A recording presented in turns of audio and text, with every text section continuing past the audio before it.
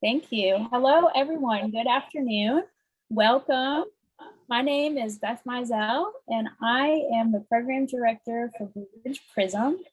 Today, I am joined by Rowena Zimmerman, also with Ridge PRISM, and she will help host today's meeting. Rowena leads our communications and outreach, having just joined PRISM in June. I'm also joined by William Hamersky, a PRISM volunteer who will be helping with a panel discussion and managing all of your great questions.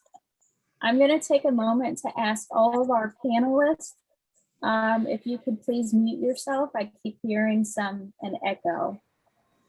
So if you're a panelist, please mute yourself. Thank you. So a few things before we get started. So I just wanted to review today's agenda with you. We'll do a brief PRISM update, and then I will give you a little brief introduction to invasive grasses.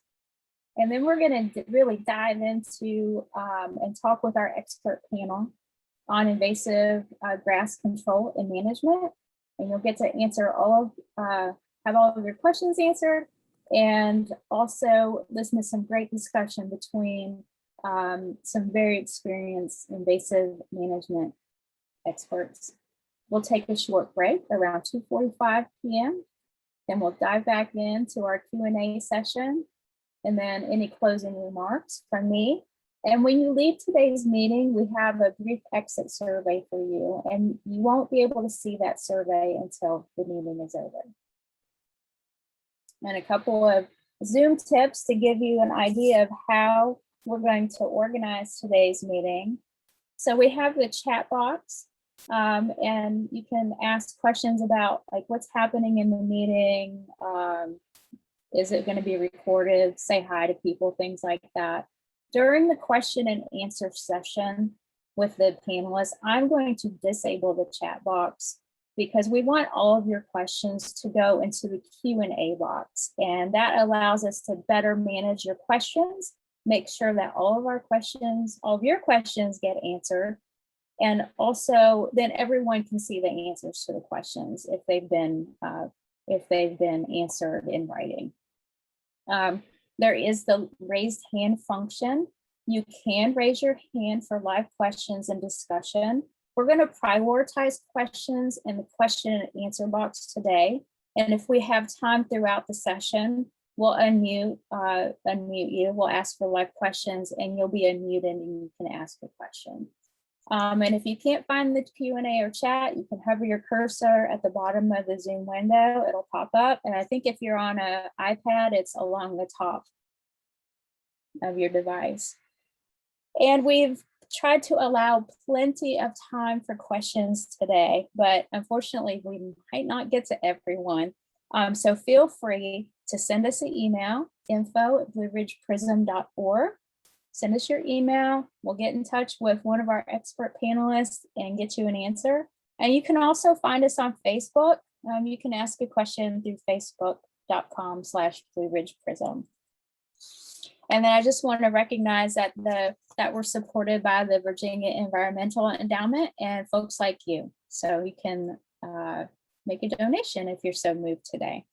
And also a reminder that this session is being recorded, and in the next few days, we will post this to Blue Ridge PRISM's YouTube channel. And we've been revamping some of that, and there's a new curated content with other videos from other professionals and organizations, from herbicides to invasive species IDs. So check that out and be watching for notices and a follow-up email from us with the information on how to access that recording. So with that, I'm going to stop my share. And I'd like to turn this over to Rod Walker, and he's going to give us a PRISM update. Rod is the founder and now president of Blue Ridge PRISM, and he will give us an update on new PRISM activities. Thank you, Beth. Thank you. Yeah, great. Delighted to be here. Hope everybody out there is healthy and hopefully fully vaccinated. I'm going to give just a really short presentation today because I want to get on and learn about more about these grasses too. But I'm going to give you a quick overview of some of the current activities and where we're at with them in the PRISM. Just a quick update on the fundraising, answer any questions people may have, and then move on to the main event here, if you will. So activities in 2021, at least for the landowners. Yeah, we normally do 4 quarterly meetings. This is the 3rd one. So we're on target there. Yeah, tabling events at various venues are still on hold, although we're talking about reopening some of those. In terms of speaking engagements, in all of 2020, we did 10. So far in 2021, we've done 15. So, if you will, business is booming. We do landowner workshops, half-day workshops. We've got 9 of them planned. We've already done 6 of them. And we're hoping to do a pilot before the end of the year of maybe the next generation of workshops, probably talking about a whole different set of plants.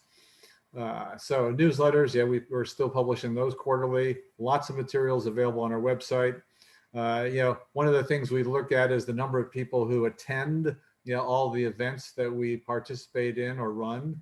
And last year in 2020, we had about the same as in 2019, which is about 1,100 people. We're already well ahead of that this year. We're at 1,320, not counting today. And in addition to that, which is a new category, we've had 7,000 people almost attend at 5 events that we were sponsors of. So we're making a lot of activity happen and getting a lot of attention, which is great.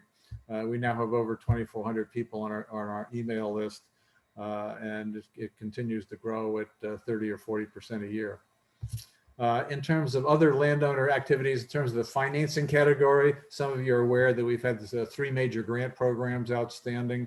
One with the NRCS's Regional Conservation Partnership Program. We're actually in the final year of this program, and it's to wrap up at the end of September. So we're a couple of months away from that program actually wrapping up.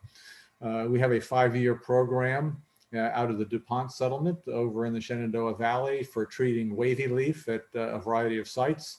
We're now in year 4 of that 5-year program, and kudos to Jim Hurley. I don't know that he's on the call here, but he's been leading all these efforts out there in the field and doing a fabulous job, orchestrating all kinds of activity in lots of different places, including the next one, which is a U.S. Forest Service grant that came to us through the Department of Forestry. So we're in year 2 of this one, which is a huge undertaking for wavy leaf grass in various places, particularly down at William Woods and on the Martin Marietta properties, south of Charlottesville. So at a statewide level, some really interesting things going on. We've got, we're continuing conversations and rekindling them after the pandemic with a lot of the major departments of the state, VDOT, DWR, DCR, DOF, and VDAX, and as well as with the 2 secretariats. We are part of the technical review panel for a study that VDOT kicked off this last January, largely at our urging from over the last couple of years. And this is to study what plants are being planted along the roadsides when VDOT does maintenance and construction projects. So if you looked at their old list, it has a lot of non-native plants, including a couple of invasives. And so they have hired now Virginia Tech to analyze hundreds of roadside sites to inventory what's there and come back with specific recommendations on what plants they should be planting, largely native plants, of course, and in all the different types of microenvironments along the roadside. So that's going to take a couple of years, but we're definitely involved in that one. The next item here is one which the PRISM was one of 5 conservation organizations that worked to get a bill through the legislature this last spring. And this asked VDAX and DCR to form a working group to study options for getting invasive plants out of the trade. In other words, how do we stop them from being offered to landowners? So we're not having people buy them from nurseries and outlets and planting more and more of them around the state. So that process just kicked off recently. We are on the working group that's formed by VDAX and DCR. And actually, the next meeting on that subject is coming up, I believe it's this next week on the 28th. And it's, they've changed the rules. These meetings all used to be by Zoom, but now the requirement is that they be in person. They are open to the public, but they are only open to the public at the meeting in person. And so this is being held at the Powhatan State Park south of Richmond. So if you're interested in attending, we'd love to have more people attend. That's where you're going to have to go. There will be opportunities to post comments, and that will be considered as part of the process. And you can look for information on how that can be done through our website and probably some other places. I don't know if we've posted that yet or not, Beth, but but we'll make that available to people. In addition, we continue to be active with what's known as the Noxious Weeds Advisory Committee. This is the committee that recommends to the VDAX board what plants should be added to the state's noxious weed list. We were instrumental in driving 6 plants through the process. It took a couple of years to get them through the process, and they were added to the noxious weeds list a year ago. We have about another 10 or 12 that we hope to have go through the process next. And that's probably got another meeting or two. There's a meeting on that subject, I believe, on the 30th, which will probably be the last one before the plants are formally submitted into the 2-year approval process. So there's always work for volunteers to help us, do work on nominating more plants if any of you are interested. Another topic that's relatively new for us is many of you are probably aware of the spotted lanternfly that has arrived in Northwest Virginia, up around Winchester and several of the counties up there. It turns out that it now has small established sites in about 6 other counties, and recently was also found as far south as Lynchburg. So this is a nasty bug that we're all going to learn to hate. It has its 2 primary plants that it likes to feed on. It's a plant feeder. And its preferred plant, interestingly enough, is Ailanthus, tree of heaven. Its second most favorite plant, unfortunately, is grapevines. And then it goes on to about 60 or 100 other plants that it likes to feed on. But the 2 that really it focuses on apparently are Ailanthus and grapevines, which means that this is a serious agricultural pest. Up in Pennsylvania, where this started in southeast Pennsylvania, they're projecting that once this bug is present all over the state, that the economic impact is going to be of the order of $300 million per year. Could be as high as $500 million per year. And a lot of that is related to agriculture and forestry. So stay tuned. There'll be more information on that. We are actively working with folks in Richmond to get the word out to people who have property that there are things you can do before the spotted lanternfly arrives that might help reduce the intensity of the infestation and might help slow the spread of the bug. And particularly what we're talking about is actually killing all the Ailanthus. It turns out they've done some studies that have shown that where the bug arrives and there is no Ailanthus, then the bug lays 75% fewer egg masses. So it has a significant difference in how much the bug reproduces if you can get rid of the Ailanthus before it arrives. Another topic we continue to work on is organizing assistance and support either through the state or elsewhere for any of you out there who are interested in forming another PRISM to cover some number of counties in your part of the state. The PRISM only covers, our Blue Ridge PRISM only covers 10 counties, but we're happy to help others set up and establish additional PRISMs throughout the state. And with that, I've got to, there we go. From a fundraising standpoint, just a quick note, the PRISM is funded 100% by grants and donations. We don't have any federal or state money that supports our the internal operations of the PRISM. The core of our funding comes from 2 grants. Thank you to the Virginia Environmental Endowment. They've been a steadfast supporter for the last several years. And we also have a family foundation that's also been providing us grants each year.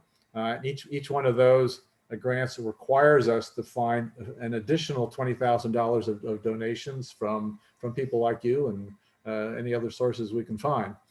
The Family Foundation last gave us a grant in Q4 of last year, which we succeeded in matching.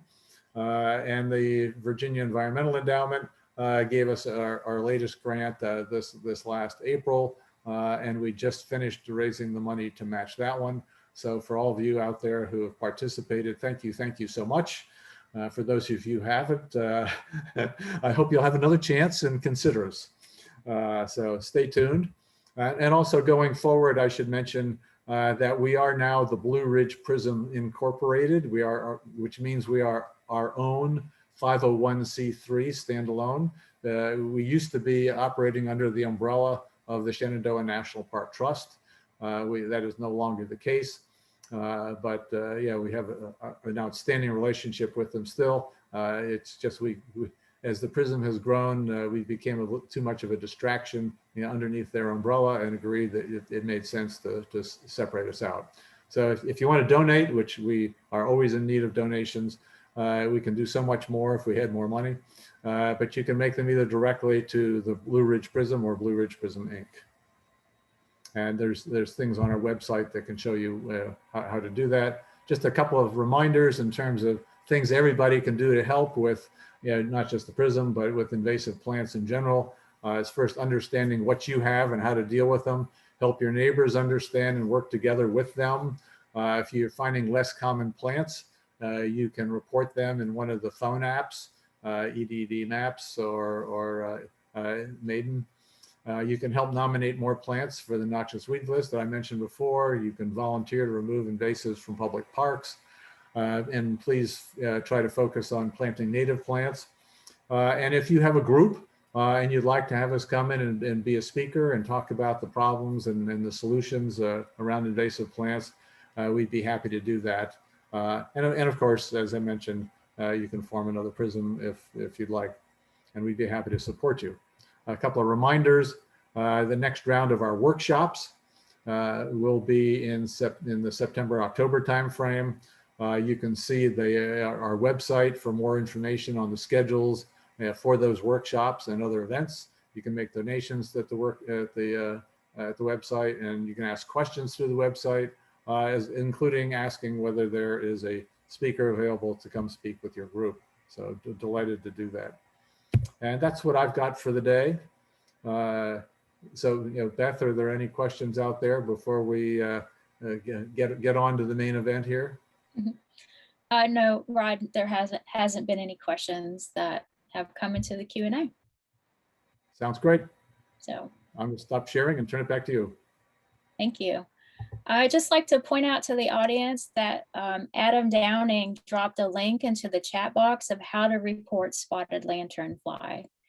So if you see spotted lanternfly, make a note of that link and please report it. We need to know where this thing is, where it is and where it's moving to. So thanks, Adam, for doing that. And if you're not sure what one looks like, I suspect it may be at that link, or you can find a fact sheet on our website.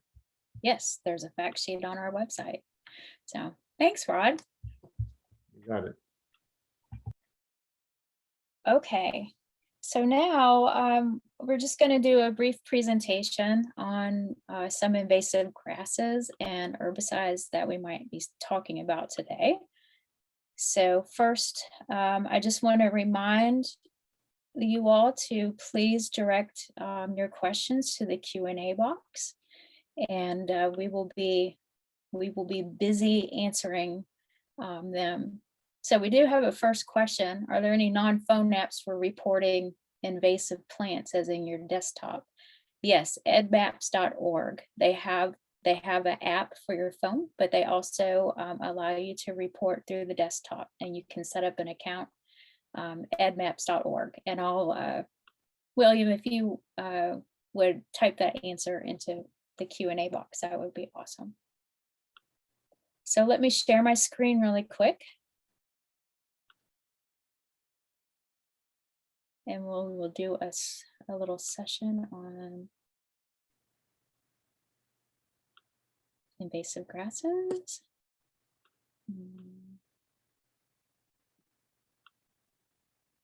Just bear with me 1 second.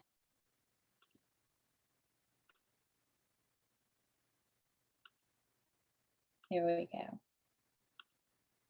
All right. So I wanted to just do a little overview of some invasive grasses.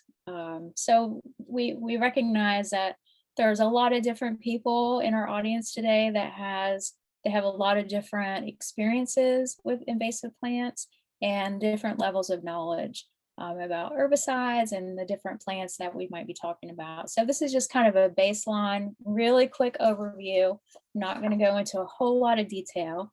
And then we can ask a lot of the folks on our expert panel today if you have any like identification questions. These are the people that you should ask. I also want to mention that our discussion is not limited to the species that I'll be showing you today. The plants in this short presentation are warm season grasses. And that's really the focus of our discussion. But if you have questions about managing cool season grasses, please feel free to ask those questions as well. So the first grass that I'd like to show you is joint head grass, or Thraxon. And this grass, it lives in sunny moist sites along stream banks, floodplains, ditches, and other moist disturbed areas. And a few key identification characteristics: it gets 1 to 2 feet tall. The base of the leaf encircles the sheath, and you can see that better in the upper right photo. The leaves are 1 to 2 inches long and 1/2 inch wide, and they have marginal hairs along the edge of the leaf, which you can also see better in the upper right photo. Smooth hairless stems. They tend to root at the nodes when the plants flop over. They flower and fruit September through November, and this is an annual grass. And the seeds are also dispersed by moving water.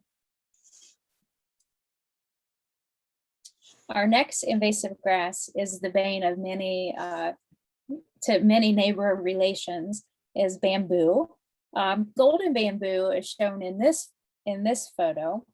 Its habitat, it's usually escapes from old and new plantings near home sites. So it's in areas that have previously had human habitation, and then it can escape outside of that vicinity. So the key identification for bamboo is 16 to 40 feet tall. It has woody hollow stems. The leaves are up to 10 inches in length and 1 to 2 inches across. Flowering is infrequent, and it mostly spreads by rhizomes. And this is also a perennial grass.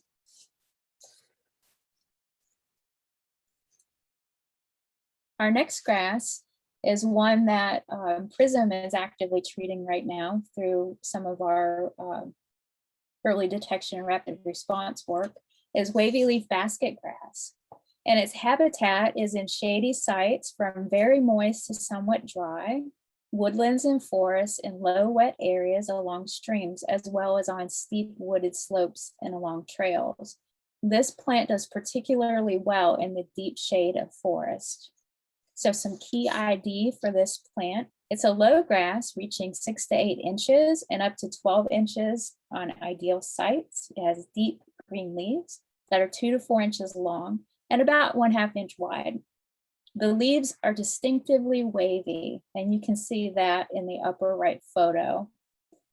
And one way to identify this, there are a few lookalikes, but the base of the leaf does not clasp around the stem. The stems are covered with short white hairs, which you can also see in the close-up in the upper right photo. And this is a perennial grass. It showed up in the US in 1996 near Baltimore, Maryland. And in 2005, it was discovered at Shenandoah National Park. And I'd like to point out in the lower left photo, or excuse me, the lower right photo, the seeds are designed to stick and they have long pointed awns and they exude a glue-like substance. So this grass specializes in moving around. Many of you probably know this grass, Japanese stilt grass, and its habitat is in forests, fields, lawns, roadsides, trails, right-of-ways, riparian areas, you name it, it's there. It does best in moist and sunny conditions, but it adapts well to a range of light and soil conditions. So the key identification characteristics of this invasive grass: it can grow from 6 inches to 4 feet tall, depending upon the growing conditions. Its leaves are 2 to 4 inches long, and there's a distinctive silvery off-white center vein, and you can see that closely in the upper right photo. It has shallow and slender roots, and this plant flowers and fruits from August to September. And this is also an annual grass.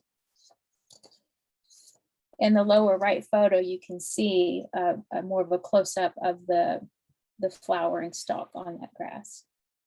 And it does have a native native Virginia grass that is kind of a lookalike, Learsia virginica. And these two may often grow together. One way to tell is the native's leaves are longer and more slender and pointed. And the leaf is also rough in texture compared to Japanese stilt grass.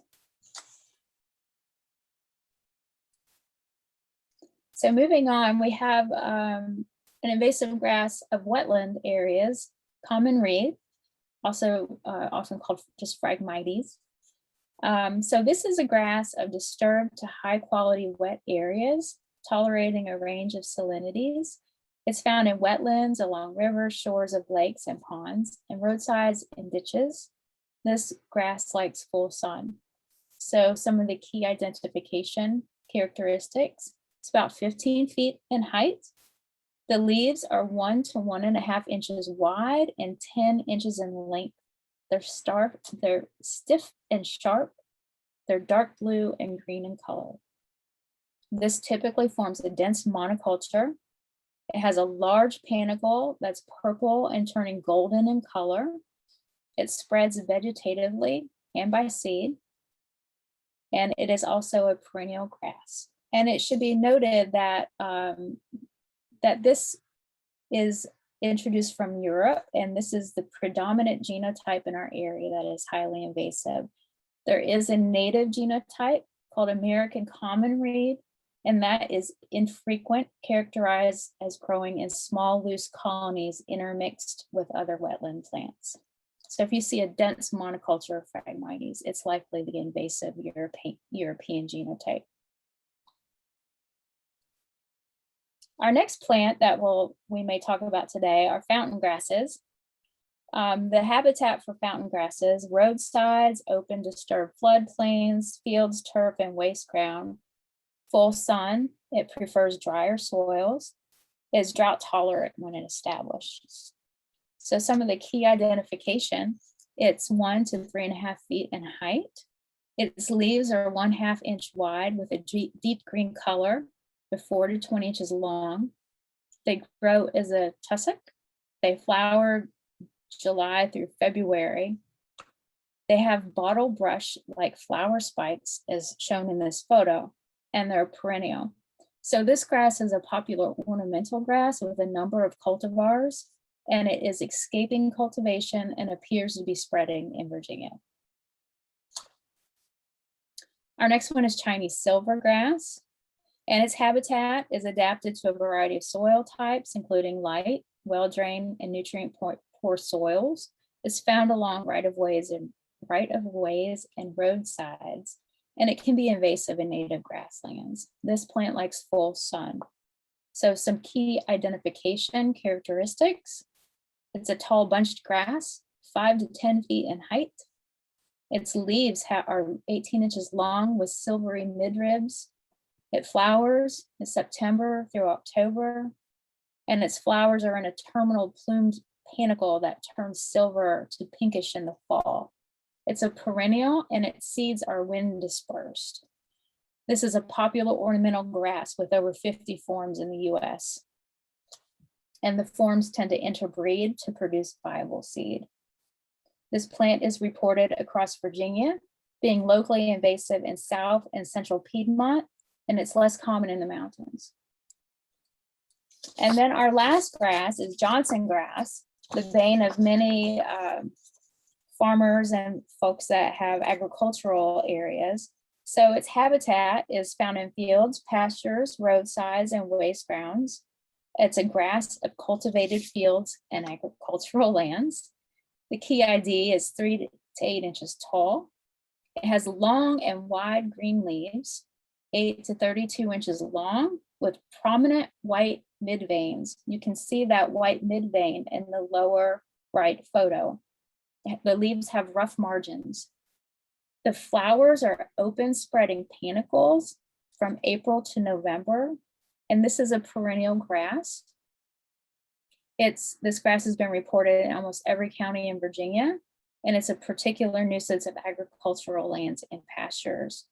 And when under stress, as in drought conditions, this can be toxic to livestock.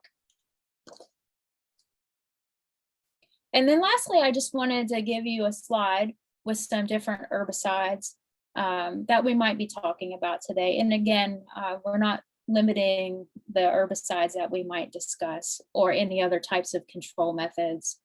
But I just wanted to give you a little bit of a spreadsheet with the active ingredients and then some examples of trade names. So the names like the trade name is like the, Coke versus the generic soda at the store. So we have glyphosate and imazapyr, and those are more broad spectrum herbicides. And then imazapic, cefoxidime, clethodim, and fluazafop are all more selective herbicides. So with that, I will stop. That's all I have for this presentation. And I think that we can just go right in and start talking with our panel. So please start sending us your questions. We'll give a few minutes for some questions to come into the Q&A box.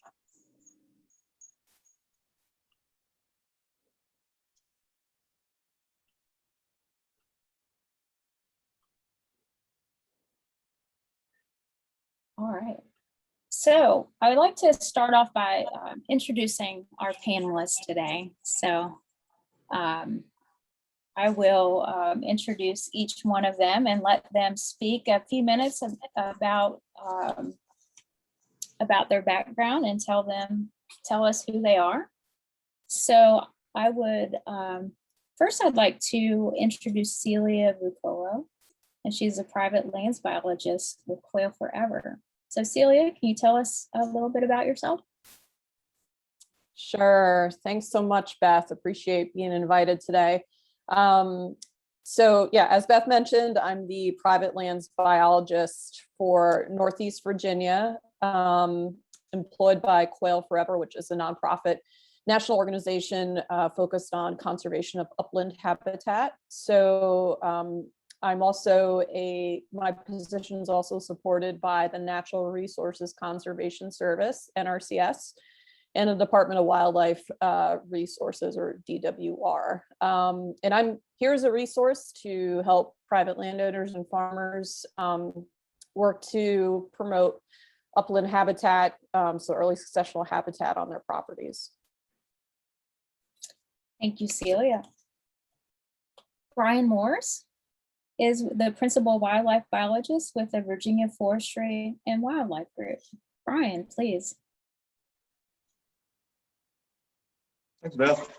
Good afternoon, everybody. My name is Brian Morse with Virginia Forestry and Wildlife Group. We are a private consulting and management company based out of Albemarle County here in central western Virginia. I have a wide range of experience with battling invasive plants, including a lot of invasive grasses. That's what we've been doing hours and hours and hours of recently with wavy leaf and stiltgrass in the forests, and then also in the fields. We do a lot of ecological enhancement of fields to benefit wildlife, native plants, and pollinators. So I'm thrilled to see almost 200 people here participating today. So hopefully we can get more boots on the ground out there. So look forward to the panel discussion and answering questions. Thank you, Brian. I'd also like to introduce Art Gover. He's with Penn State Wildland Weed Management, and he just recently retired. Art, please tell us about yourself. Good afternoon, everybody.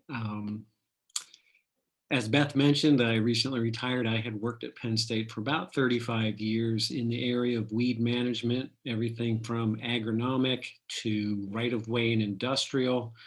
The last 20 years or so focusing on natural area weed management. So kind of a little bit of everything in the sense of research side, kind of ecological underpinnings of what's making things happen in plant communities, as well as the operational side. So plenty of work evaluating and comparing herbicide activity and selectivity, as well as a lot of working with different types of application methods, as well as the finer points of the equipment itself.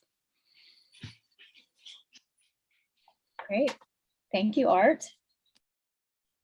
I'd also am pleased to introduce Dr. Jeffrey Durr. He is a professor of weed science with Virginia Tech. Thank you, Beth. Appreciate the invitation to be on the panel. Again, I'm Jeff Durr. I'm a weed scientist with Virginia Tech. I work in weed control and horticultural crops. So I work with our nursery industry, our landscape industry, turf grass, and I work with our fruit industry. So I work on controlling these weeds as well as other weeds in those areas. I've also worked in somewhat more non-crop weeds. I've worked on Phragmites, bamboo, Japanese stiltgrass, for example, and some of my more non-crop oriented research. And I'm located at a research station of Virginia Tech here in Virginia Beach. Thank you, Jeff. And last, I'd like to introduce Billy Paul Mays, and he is a farmer in Nelson County. Billy Paul, tell us a little bit about yourself. Well, once again, thank you for having me on the panel. In some ways, I don't feel too qualified with this distinguished panel. However, there's been a lot of boots on the ground over my life dealing with invasive species. And so I feel like I can speak to a lot of these issues in that I have experienced a good many of the weeds that you mentioned, the grasses that you mentioned. And I'm basically a grass farmer. I don't grow, I grow some annual crops, but mostly, you know, millet and wheat and stuff like that, but not, I'm not a corn grower or anything like that. And I have a good many cattle and fight invasives both in my pastures and hay fields, along with several hundred acres of woodland that I own, timberland that is full of invasives as well. So I can speak to some things and sympathize with many of you who are going through the battle against invasive species. Thank you. Thank you. All right, well, let's kick this off. We have 34 questions already. So I'll try to pick out, and William, maybe you can help me. Any questions about the identification of any of the plants that that I reviewed before we get started. I'm reading the questions in there. There's a lot of questions in there, kind of all over the place, and hopefully some of the panels will answer some of these. For actual identification of grasses, that's like way beyond me, but I would recommend this book, and I'll put the link to this. It's a Field Guide to Grasses of the Mid-Atlantic by Sarah Chamberlain. I'll put a link to that. It's a little dense, but there's lots of illustrations, and you might be able to help you identify some of your grasses.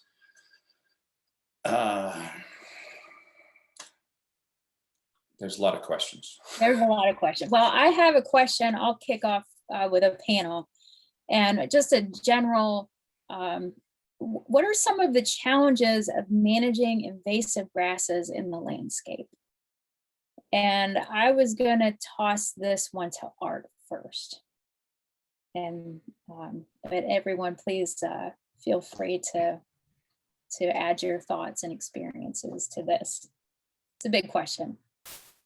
Yeah, and one could argue slightly open-ended. I will say this, one of the primary emphases of the work that I was doing at Penn State on a project funded by our state park system was developing invasive species management plans, both sort of a system-wide template as well as at the park level. And one of the things that we really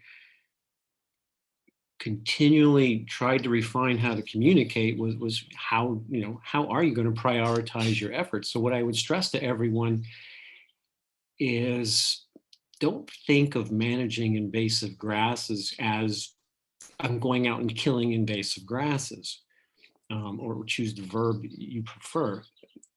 Think of it more as I'm engaged in an activity to release native vegetation. So take it off.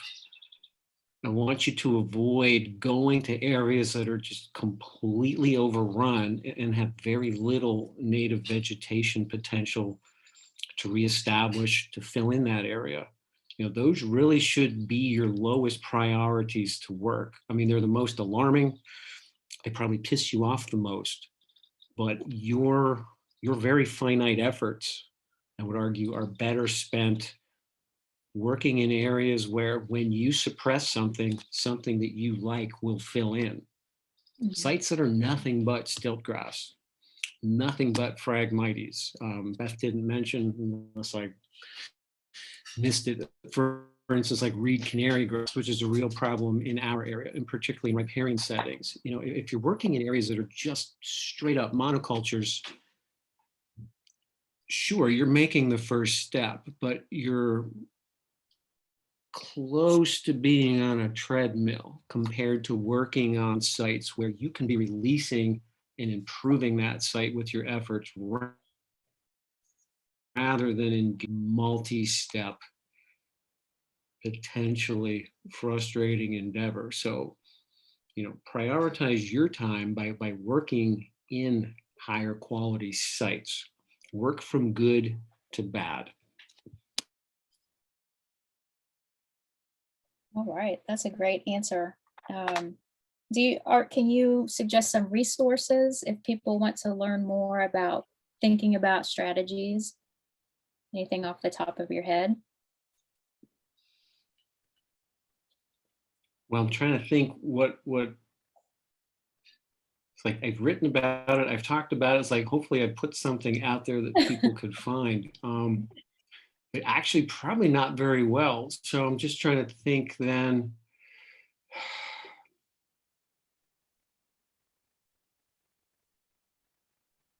Strange. I mean, well, it's not strange that I'm drawing a blank, but as far as finding sort of that convenient, easy to get your hands on resource for the, if you will, the paradigm for going out and doing this,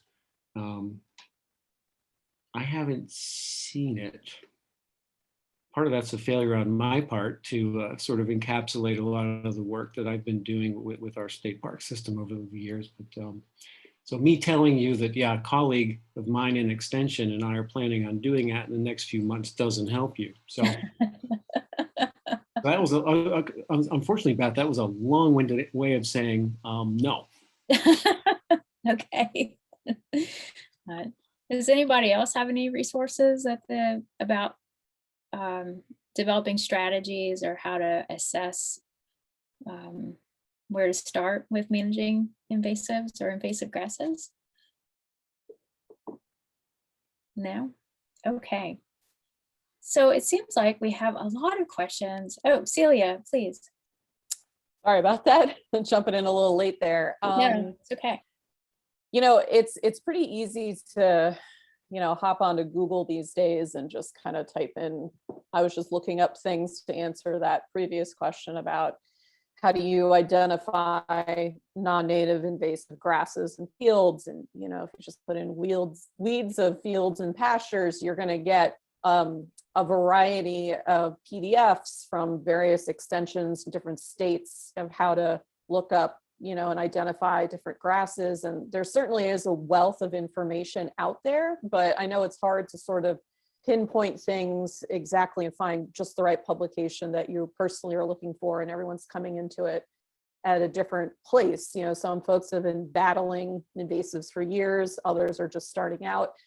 Really, the best thing to do is to go to your local, you know, expert, either at Extension, somebody like Brian Morse, who does this for a living, myself, a variety of other agency experts, and have them out onto your property, because every property is different and every property has a different, you know, slew of issues and things that are great about it. And sometimes it's hard for us to say, well, this will work perfectly. I've done this before, and somebody will try this technique or this herbicide, and it doesn't have the same effect on your property because you have different site conditions, seed banks, things like that. So I really encourage people to reach out to those people, those folks like myself and others on this panel that have that expertise and can kind of create a management plan that can help them in particular.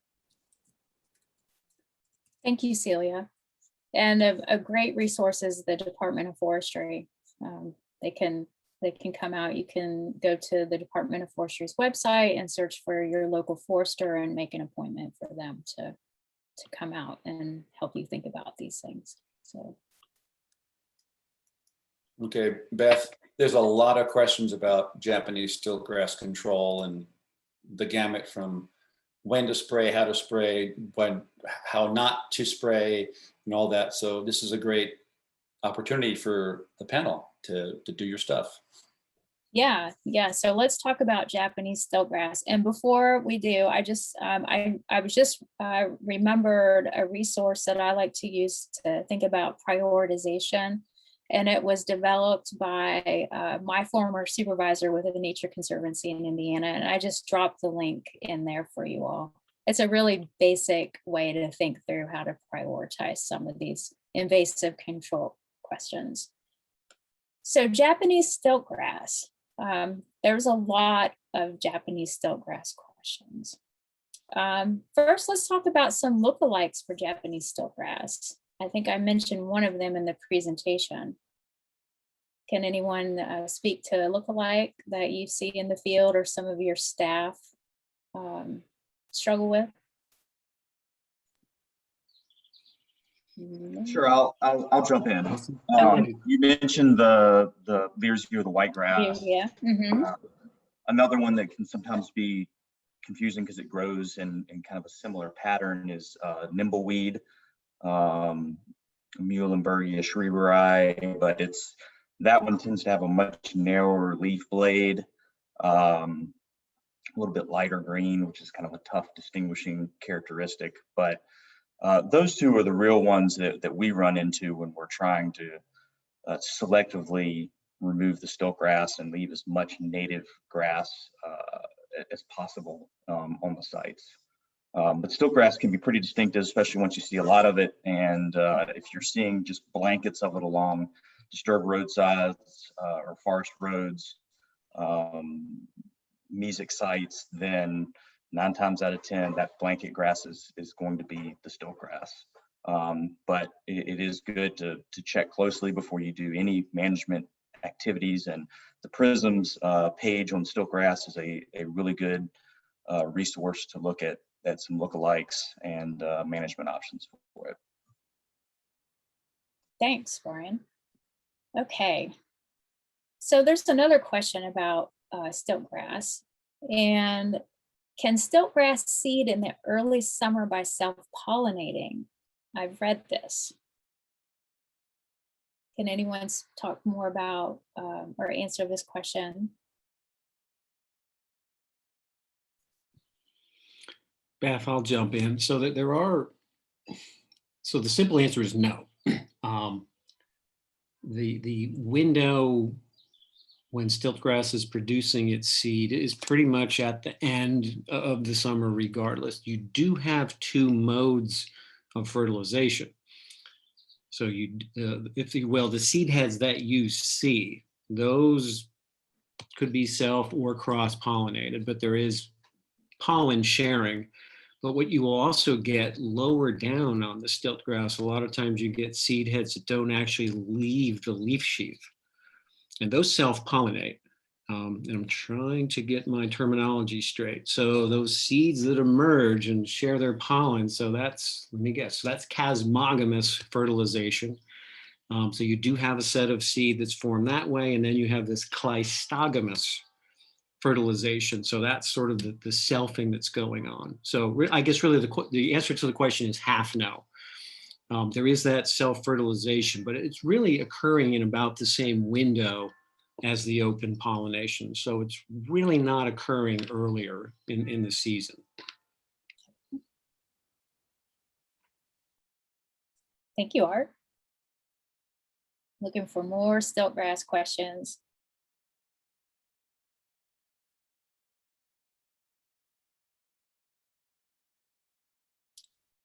All right.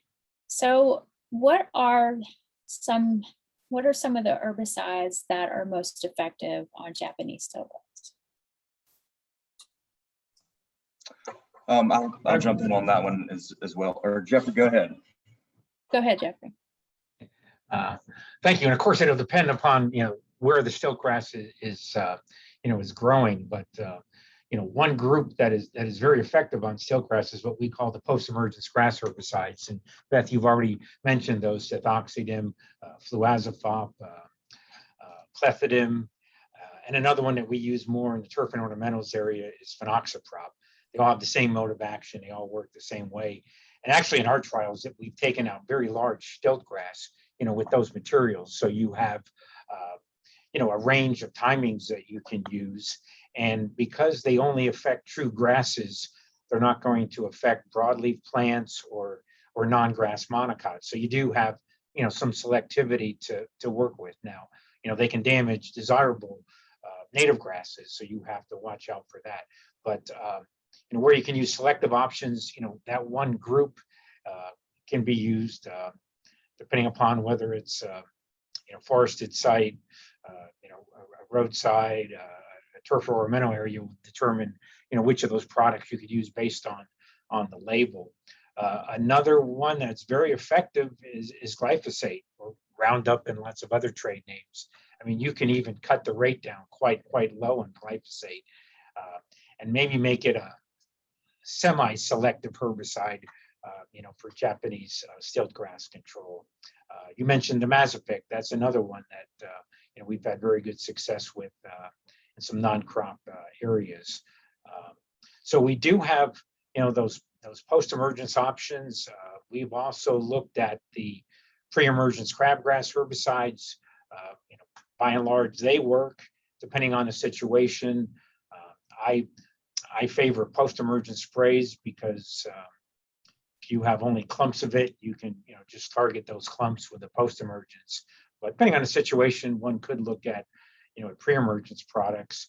One thing that we've seen with the pre-emergence products, though, is you never get 100% control, and you get some escapes. And by the end of the season, Japanese stiltgrass plants can get pretty big and fill in that area to where where you maybe have had 80 or 90% control early in the season.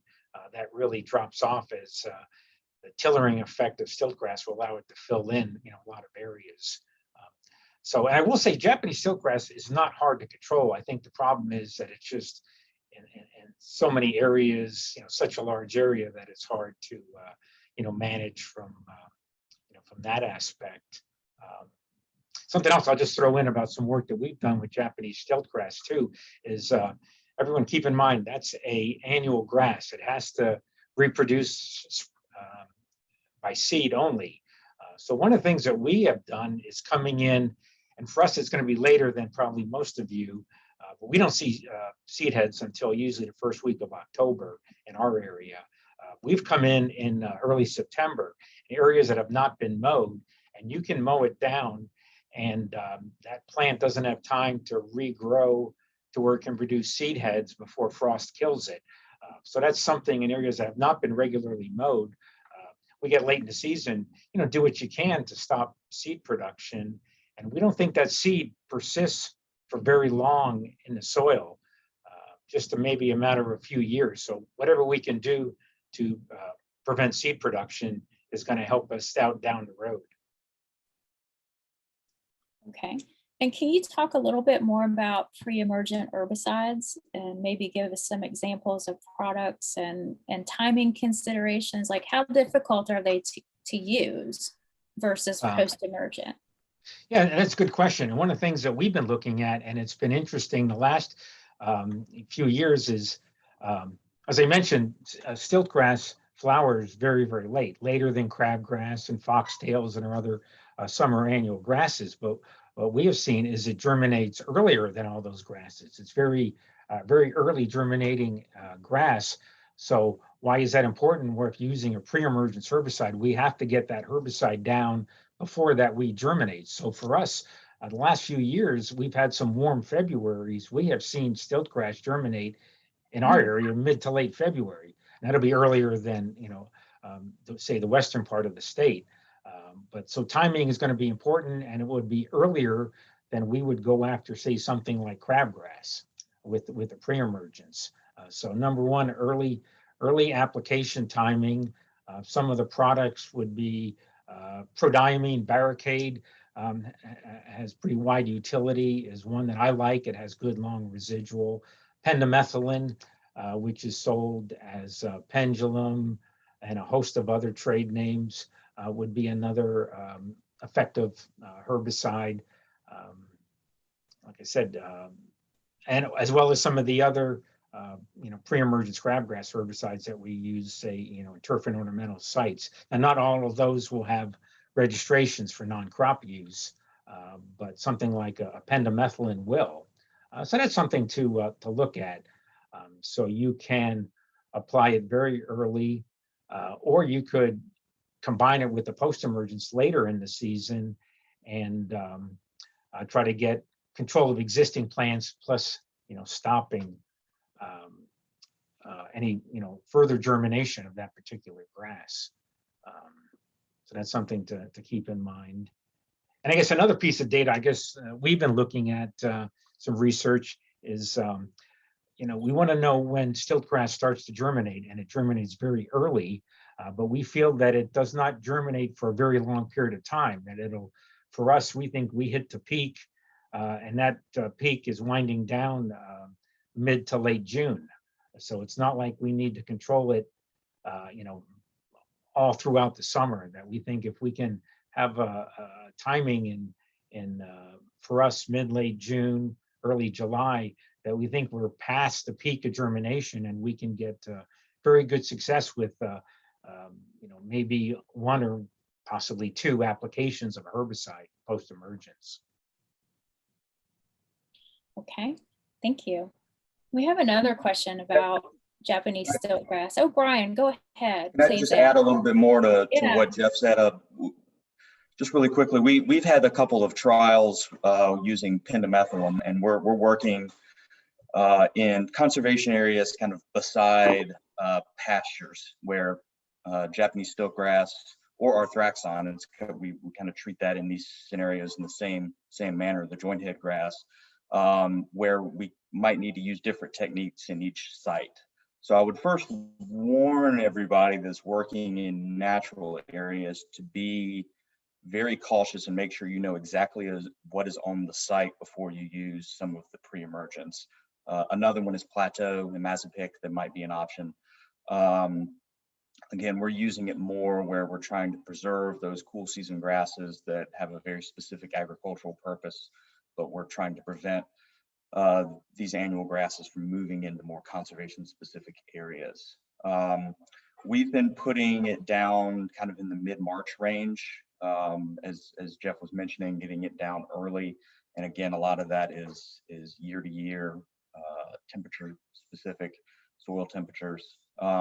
Also, make sure you read the label. This product does not need, these products typically don't need, especially like the pendimethalin, don't need surfactants. And your mode of action really is you want to time it so that you get a rainfall shortly after, because the rain is going to push it into the soil, which is where it's going to do its job.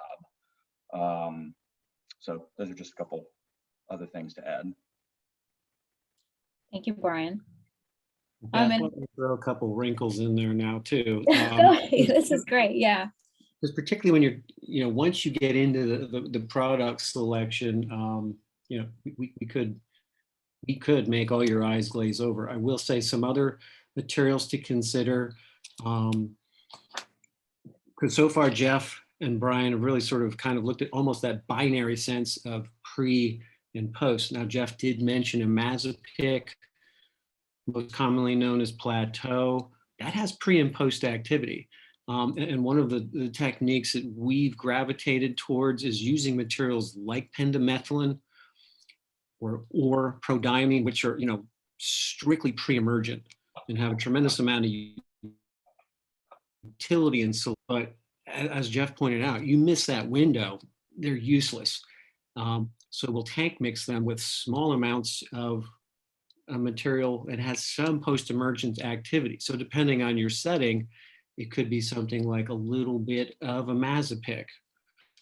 So plateau at 1 ounce is just enough to pick up emerged stilt grass and actually provide probably a couple weeks of residual control while that really insoluble prodiamine or pendimethalin make their way into that zone of the soil where the seed is. So it gives you a little bit of a window to pick up what's emerged, but let your, if you will, your true pre-emergent get into place. Another useful material that is the herbicide name is flumioxazin. In a natural area or non-crop setting, probably the product you would look at would be called SureGuard SC. Useful material. It has soil activity. It's pretty hot burn down, actually. It's also aquatic labeled, which doesn't really matter if you're using pendimethalin or prodiamine, but something to consider if you're working in or near wetlands or open water. But even as low as 1 ounce per acre of that is going to pick up those emerged seedlings and give you that buffer to allow your pre-emergent herbicide to get into position. And one more material, particularly for those of you working in forested situations and really in a more silvicultural setting, would be sulfametron, most commonly sold as oust. You can still use it as sort of that post-emergent kicker, if you will, at rates as low as about 1/4 ounce per acre. In a forested setting where what you're trying to do is release your next generation of trees, you can use that anywhere. 2 to 4 ounces would be typical. And one distinction between sulfametron, it's both post-emergent, pre-emergent. But for instance, it's not uncommon for applicators to be applying at 3 to 4 ounces in the late spring and actually seeing a second season of control with it. But I would stress that's only going to be appropriate in a silvicultural setting where your objective is to release woody plant material. Sulfametron is a great way to get rid of pretty much any herbaceous cover that you have. Okay. So it sounds like using pre-emergence, there's a lot of, you need to be paying attention to the soil temperatures and the weather and what is germinating. How easy are these products to use for like the average landowner that may be trying to control invasives on their own versus hiring a professional or like a conservation professional doing work on a parkland or something?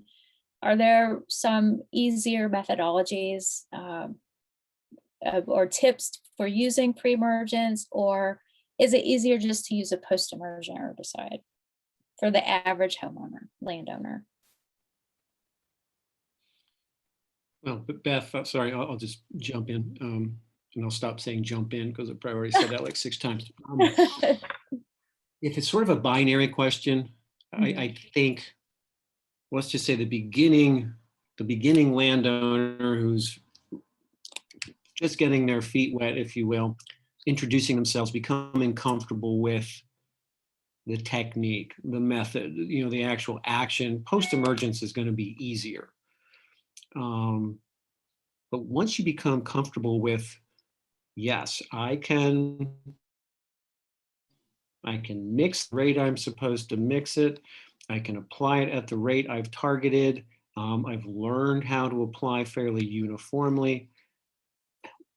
Really, once you become comfortable with the operation of a backpack sprayer and some of the options you have for improving your productivity, then it really doesn't matter. Then to some extent, an application becomes an application. So a few things I would stress, though. I'm sure Virginia extension, I'm sure there's almost countless backpack calibration resources just generated in Virginia. Certainly Penn State Cooperative Extension has a fairly nice document. And I'm not saying that because I'm the second or third author, but Dave Jackson, one of the forest educators up here, has just done a tremendous amount of work putting together very solid kind of fundamental bulletins up here. So it does a really nice job explaining what we would call the simplified method for calibrating backpack sprayers. And once you become comfortable with, okay, I know how much material I'm applying per given unit area, once you're there, then it doesn't really matter what the application is. But I will say for most people, transitioning from tell me what the mix is %, and having people like me say, I'm not going to tell you, you have to calibrate. This is a material that goes out at a dosage per area. So once you become able and comfortable and convince yourself that, yes, I can do this, really then any of these techniques are at your disposal. Okay. I guess I can. Yeah, go ahead. I was going to echo what, kind of what Art said. And, I would lean, at least initially, going, post-emergence. I mean, we can come up with a rate, for the available post products to say, okay, you mix, 1 ounce per gallon, 2 ounces per gallon, et cetera. And then, just going to go out and hit those, those patches. I get, questions all the time, about pre-emergence herbicides and, well, how much do I mix per gallon? And it's like, as Art said, that's not how we apply pre-emergence herbicides. We've got to know with that backpack sprayer, you mix up 3 gallons worth, how far of an area, is that going to, to cover? So I think initially, it's a lot easier to use a post-emergence herbicide. But again, if they're familiar with treating their lawns, say for crabgrass, they with a pre-emergence, they can, use that same technique for, other areas targeting stilt grass and whatnot. And one thing I was going to also interject is with our pre-emergence herbicides like pendimethalin or prodiamine, they're not going to affect established perennial grasses. So you do have, some selectivity there. They will inhibit the germination of most any grass from seed, but you do have that safety with our pre-emergence products, certain of our pre-emergence products, in the areas where you do have desirable established perennial grasses.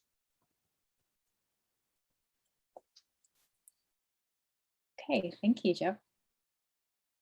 So we So have, let me, sorry, Beth. no, I'll go take Jeff's ahead.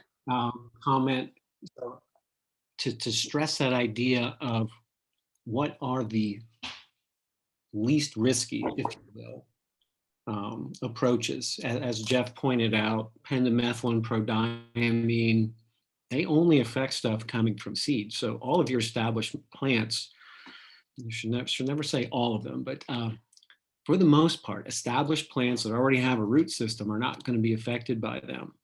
And on the post-emergent side, as Jeff had pointed out before, kind of getting back to what could be my entry-level application so that I can, A, be effective and build a little confidence, would be one of the post-emergence grass herbicides.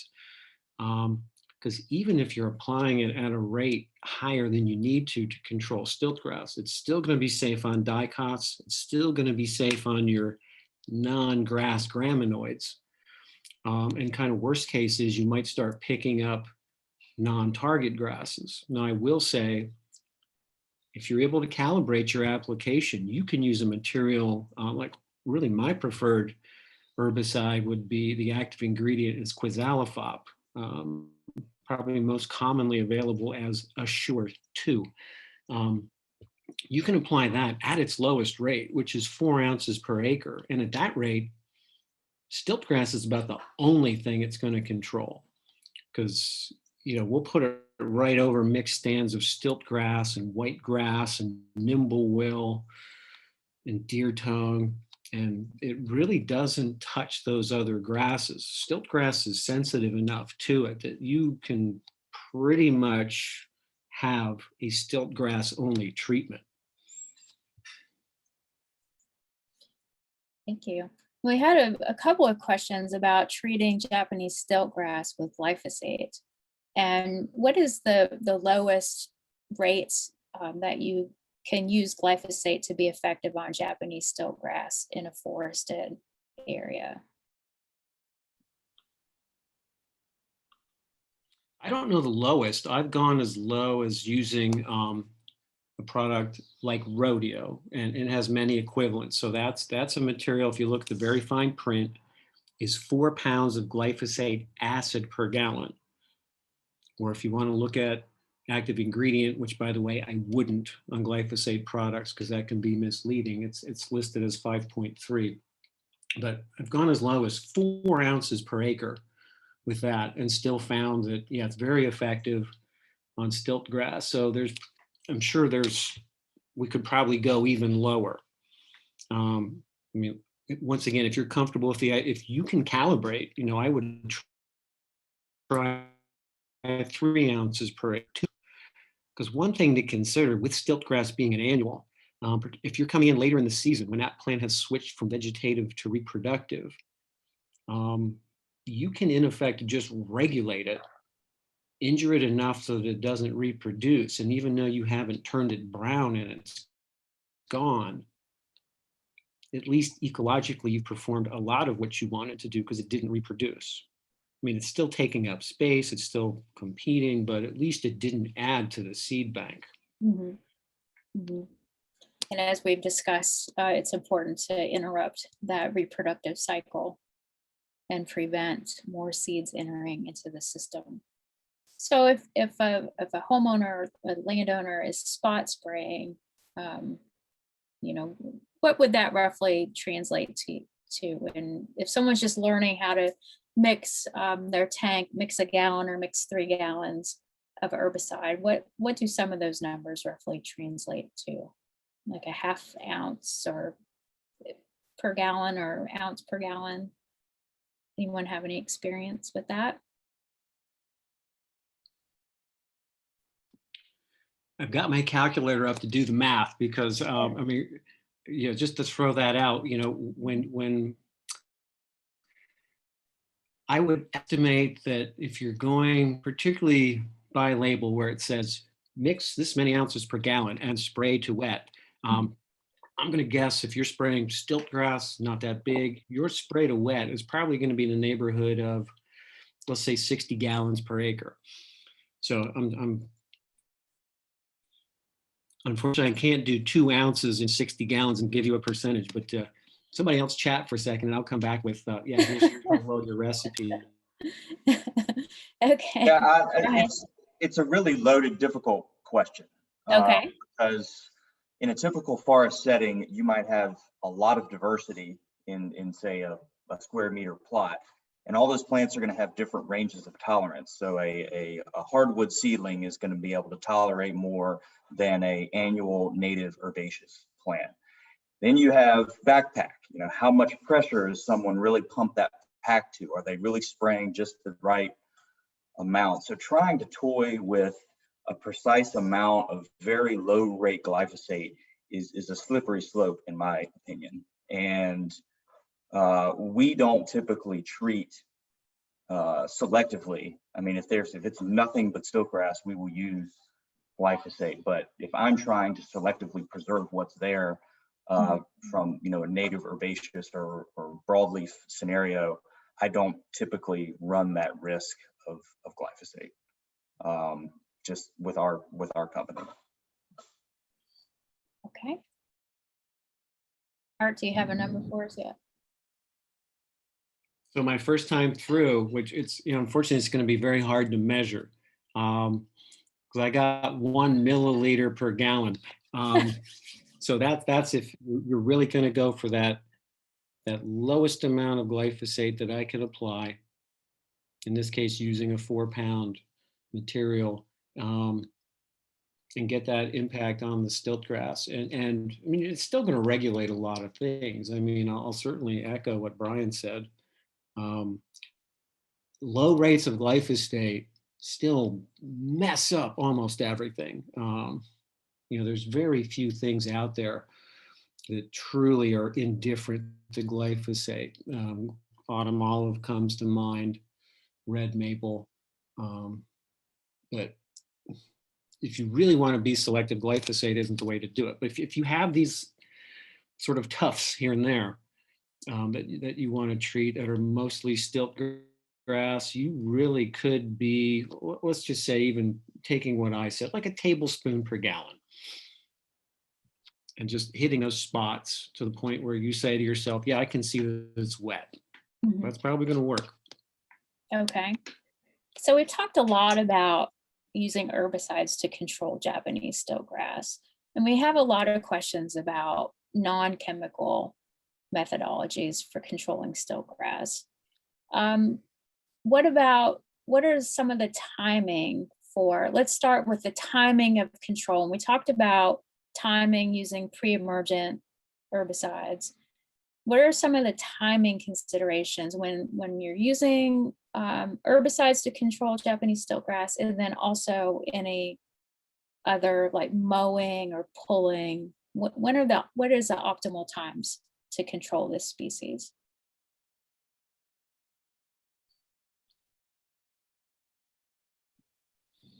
I can Jeff mention said one. it very well. You're going to do mechanical. You want to wait for that plant to switch into reproductive mode later in the season. In our part of the world, I kind of tell people, if you want to go after it with a trimmer, a string trimmer, we've seen very much like Jeff described with mowing. If you just basically take a string trimmer in and you take it off at ground level, when that, once that plant is kind of in reproductive mode later in the summer, it just doesn't have the capacity to come back, even from little parts that are left. And the advantage of the string trimmer is you really can go right at soil level. Because the key is going to be, particularly if you have these plants that are sprawling and a lot of tillers, you might have a lot of low-lying seed heads. So being able to get close to the ground is going to be key for a successful mechanical control. And pulling is the same thing. I mean, you might wait till later in the season. I certainly wouldn't want anybody to go out early in the season when A, it's small, and B, it just looks like a turf. Wait till later, because it'll actually self-thin to the point where you have fewer plants. you might end up with just as many tillers, but actual root crowns to tear out will be lower later in the season. Beth, you mentioned the plant can grow from 6 to 4 feet, or 6 inches to 4 feet. So I've seen this a lot where in certain scenarios the plant gets really big and thick. And a couple of cautions about weather and timing is that you can sometimes get into scenarios where it's so thick and so big that you don't get from say a chemical application enough active ingredient on all the leaf blades. So in that case, Art's mentioning of using the weed eater or pulling might be a better scenario so that you make sure you get all of the plants in that really thick bunch. One other bit of experience that we had, I think most people in Central Virginia are experiencing pretty hot, dry weather. And as we move later into the summer, it might get worse. And this is a shallow rooted plant, and in areas that it's not getting enough moisture, it will completely shut down, and any sort of herbicide application probably isn't going to work very well, or is going to work very slowly. Again, in those cases, if it's going to go to seed, it's time to probably hand pull in that scenario. But just be cognizant of the weather and those really dry conditions, and the plant itself isn't going to be actively doing much. And I'll just mention one other product. A lot of people ask me, are there any organic options on how to treat stiltgrass? And the easy answer is yes. It's a pretty weak plant. It's an annual, so almost any of the contact herbicides, things like these high levels of vinegar, products like scythe, which is pelagoric acid that are derived from a lot of plants. These are contact herbicides, which means that they're burning the leaf tissue and killing the plant that way. Works really well on our annuals because they're not able to rebound from store root energy, things like stiltgrass. And we've used that to great success, especially when we're scrambling late in the season and we're worried that we're not going to be able to hand pull it all, or the glyphosate or clethodim are not going to be effective before seed set. And so this scythe or the contact products, vinegars, can work. Just a note on safety, the safety precautions for those products are probably more stringent than something like glyphosate, ironically. So you're going to need to take more precautions to not get that stuff on your skin or on your eyes.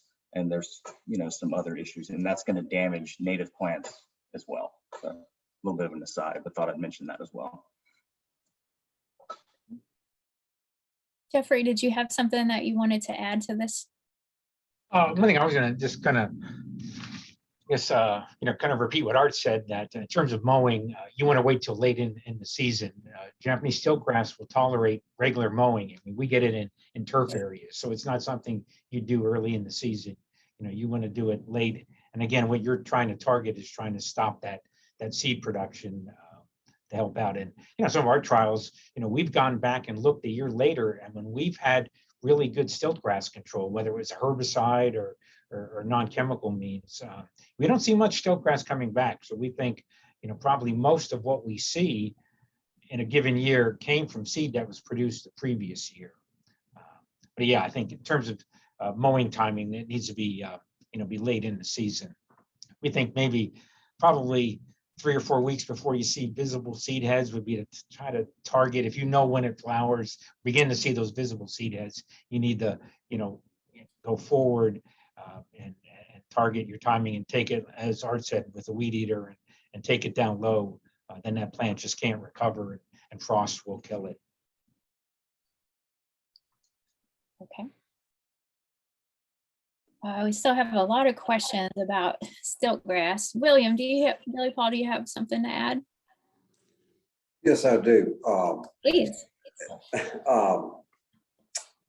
Stiltgrass in pastures and in timberland, I used to think was the worst thing you could have.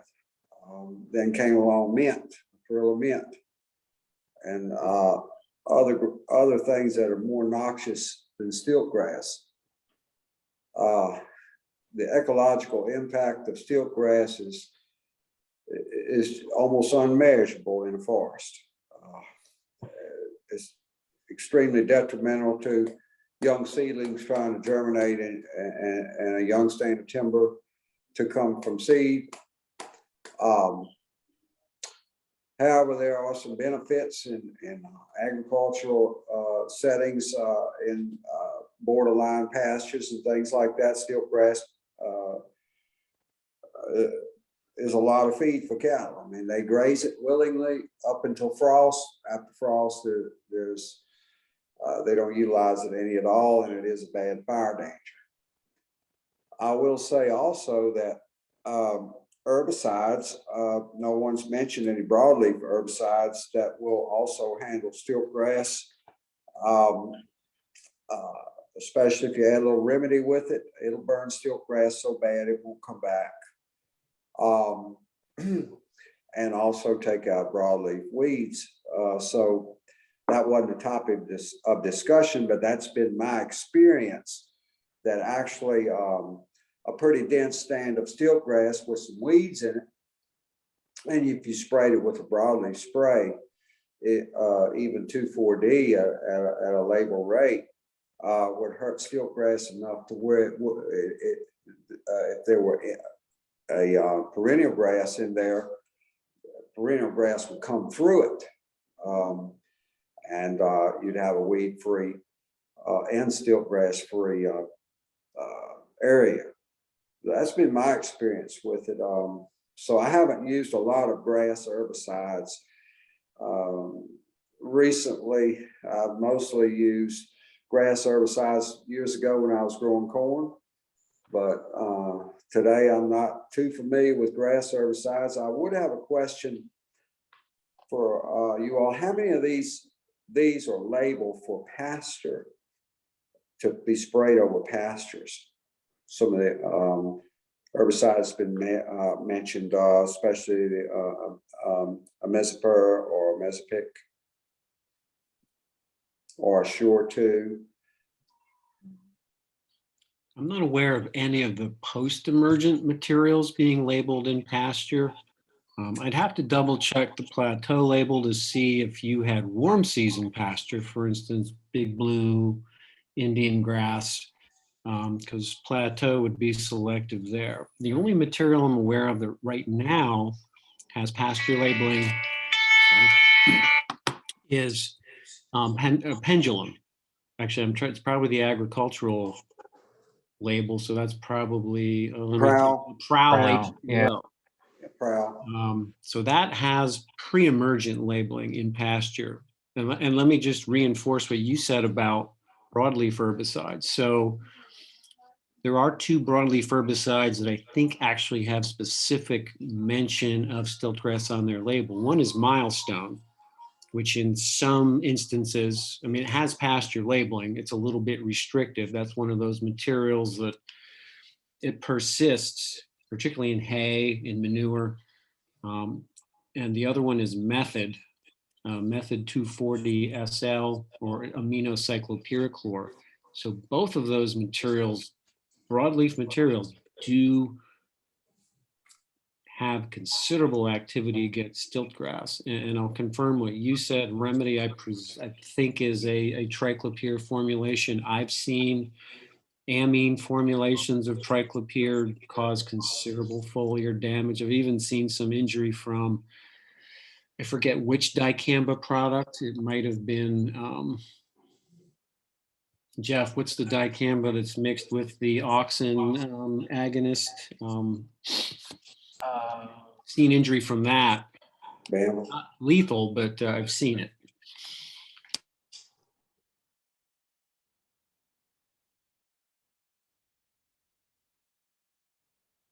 Okay. Thank you, Billy Paul. And William, did you have questions, or you popped on the screen and then popped off? Yeah, I thought you were talking to me. No, I'm just trying to answer some of these questions in the Q&A. And some of them pretty specific, but you guys are doing a pretty good job of answering the bigger picture of stiltgrass specifically. That's a lot of questions are about stiltgrass because, well, that kind of makes sense for this time of year right now. Absolutely. So we had several questions about what plants, what natives would best compete with stiltgrass. Once maybe you've been out there hand pulling and removing stiltgrass, what should you do next? What plants can maybe compete along with stiltgrass? And I'm going to throw this one to Celia. Well, I'll say that, this is all anecdotal. So I think it greatly depends on your site and, soil conditions, moisture, light, all those things. But I have seen success from people planting plants like golden ragwort, Packera species, that plant in particular is a really vigorous self-seeder. So it self-seeds all over the place. Anybody who has some of that in their landscape probably knows that to be true. So I think that's part of it, that it is just, it spreads really rapidly, but it is native. And it also is pretty adaptive too, so I've seen it growing anywhere from full sun to deep shade, as long as it's not too dry. That's something that sounds like it could, under the right circumstances, compete with stiltgrass. I've also read things about, jewelweed, and, a couple other species, but I really hesitate to throw, that out as sort of the panacea to dealing with your stiltgrass problem, because I don't think putting in a native that is really aggressive to deal with your stiltgrass problem, walking away, is going to necessarily solve anything. I really think that you have to think about different kinds of control measures, whether it's mechanical removal, chemical removal, what have you. And I think some of the things we've kind of covered today probably really show that stiltgrass is a fairly easy plant to kill, but it's such a prolific seeder that it comes back really readily. And that's something that I think is really important to highlight when you think about control methods. And I think it's important to think too about why is stiltgrass showing up in these areas of your property? What is occurring in the landscape that's really making conditions favorable to it? Is there something you can do to remedy that? I've gone on properties where I've just seen nothing but acres of understory of stiltgrass, and I'm sure a lot of folks on the panel probably can attest to those kinds of properties. And I was just at one yesterday where I saw 4-foot stiltgrass for the first time. I didn't realize it could get that high. And a lot of it's because there's something that has occurred that's really impacted that site. Disturbance, high deer browse, high deer pressure, that's really helping to suppress the native plants. So it's important to think about that too, when you're considering all those options. Thank you, Celia. I might add a suggestion. If a lot of folks really want to get native plants installed, and I appreciate that, and but one caution is to understand that it's a long-term battle. And as I think Jeff mentioned, the seed bank, while not decades, it's still 3, maybe 5 years, depending on the situation. And know that you're going to have that ongoing battle, especially initially. So I would wait at least a year or two to do treatment, promote what's there, see what you have emerging. A lot of times, if you use one of these selective methods, you'd be surprised at what pops up, pleasantly surprised. But also then start going in with the things that might allow you some selectivity in the future. Broadleaf plants, some like in forested settings, some of the understory, asters or the ragwort, as Celia mentioned. groundnut, and then those other species like the sedges that are not impacted by things like clethodim or sethoxydim. So that gives you a little bit of ability to do two things at once. You can start establishing some natives, but also you have the ability to continue to fight the stiltgrass with that selective product.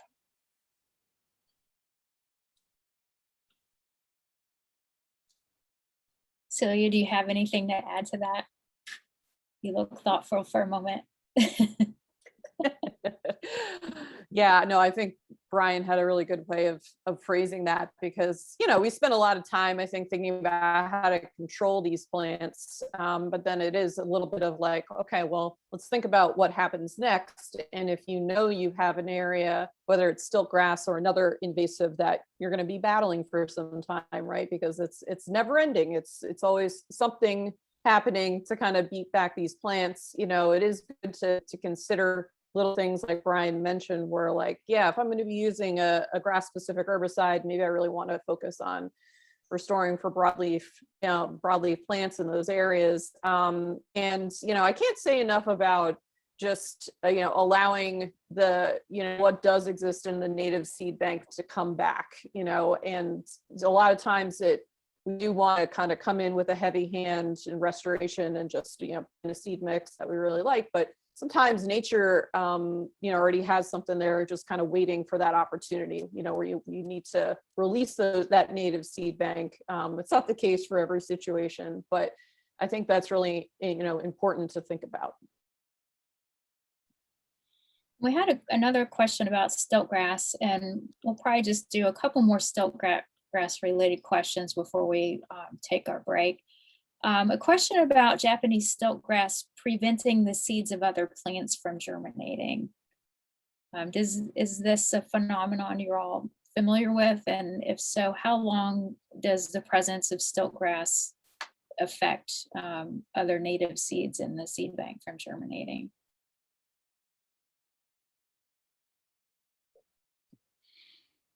Beth, I'll just say I feel like when I'm out in the field, I don't observe that. I'm not aware of any research showing certainly allelopathy from stiltgrass. I mean, I think to a certain extent, almost all plants probably have some element of allelopathy. I mean, they're all exuding stuff into that area right around their roots, but I'm not aware of widespread observations or any research indicating that for stiltgrass. Okay. Thanks. And Art, there's a lovely bird singing at your house in the background. I don't know if you're a birder or not, or can tell us what that is. Wasn't listening at the time, and my birding by ear is fairly limited. Okay. Another neat thing about stiltgrass, we've said like late season, and so can anybody give a better definition? Is late season the end of August? Is it the 1st of September? And I think what they mean like late season for control or mowing or spraying. What's your gut on that one? In central Pennsylvania, I would say late season is after July 1st. As Jeff had mentioned, we feel like stiltgrass does have a discrete germination window, and it really does seem to have a vegetative phase and a reproductive phase.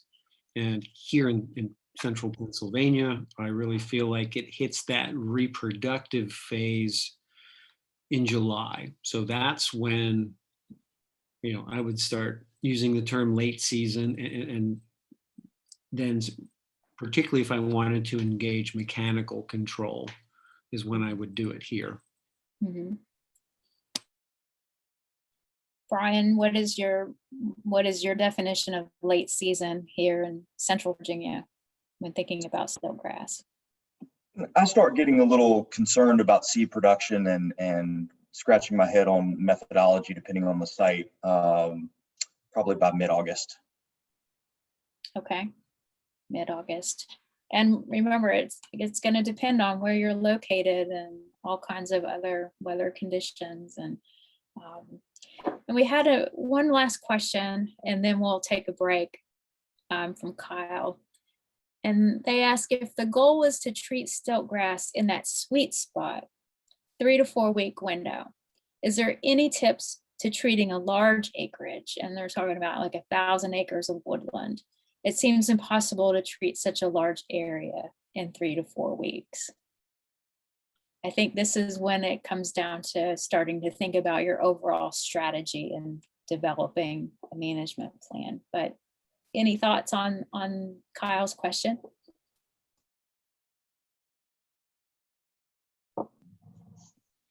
Jeffrey? I was going to say, I mean, you know, from my research, we have a pretty wide window to treat Japanese stiltgrass, and we've taken out stiltgrass that's a foot and a half, you know, even and 2 feet tall.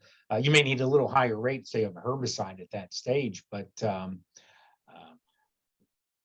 we don't have a narrow window that we have to really target. I mean, you can start on an area and, you know, over, you know, multiple weeks, control that particular grass. And the key is, again, we'd like to, you know, be able to stop it before it's producing, you know, seed. But, you know, you've got, you know, the months, I mean, for us, you know, we have May, June, July that we can treat Japanese stiltgrass, you know, have acceptable control. Okay. Thank Yeah, you. regarding the scale, right? I mean, we're dealing with everything from stiltgrass in someone's backyard to the question about 1,000 acres. And it's all a matter of access, really. You can treat 1,000 acres of stiltgrass, but not if you don't have access to it and roads. I mean, that's going to require, it's almost impossible to mechanically control that in a forested setting. But a lot of times we see stiltgrass emerging after timber management practices. Pops up all along the roads, it's released, and a lot of those timber harvests involve roads, putting in skid trails or having roads. And so having access and being able to get in there quickly and soon after the disturbance or the release would be very helpful to prevent millions and millions of seeds from continuing to dump in the site and to continue to have that access before trees start coming down and things like that. So really, I mean, it's a matter of how you're able to budget and scale out and the access to the site. Okay. All right. Well, this is a great time for us to take a 10-minute break. So let's take 10 minutes. We'll meet back here at 3 p.m. And we will pick up on another thread of our discussion. We'll tackle some other invasive grasses that people are asking about. And panelists, if you want to look at the Q&A and answer some of those questions, please feel free to do so. But if you need to take a break, please feel free to do that as well. We'll be back in 10 minutes.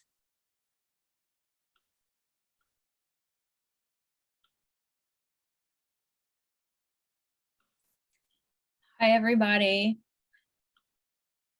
Welcome back. And I think Art he's not visible, but he's on here. So we'll go ahead and start with a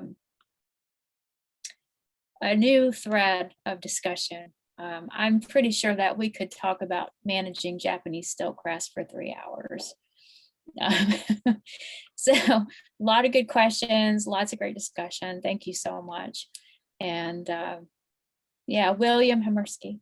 Yeah, I've got a list of 4 grass-specific herbicides because a lot of people wanted to know what the names of them are. Mm-hmm. I can put this in either the chat or the chat would be better. I have clethodim, fluazafop, phenoxaprop, and cethoxidin. Is there another one active ingredient that I should put in there so people at least know what the names of these things are? I know Art had mentioned quizalifop, so that's another post-grass herbicide. He mentioned Assure too, so that's quizalifop. Quiz. These names are great. Quizalofop. Oh, fop. mistaken. Okay. Fop, yeah.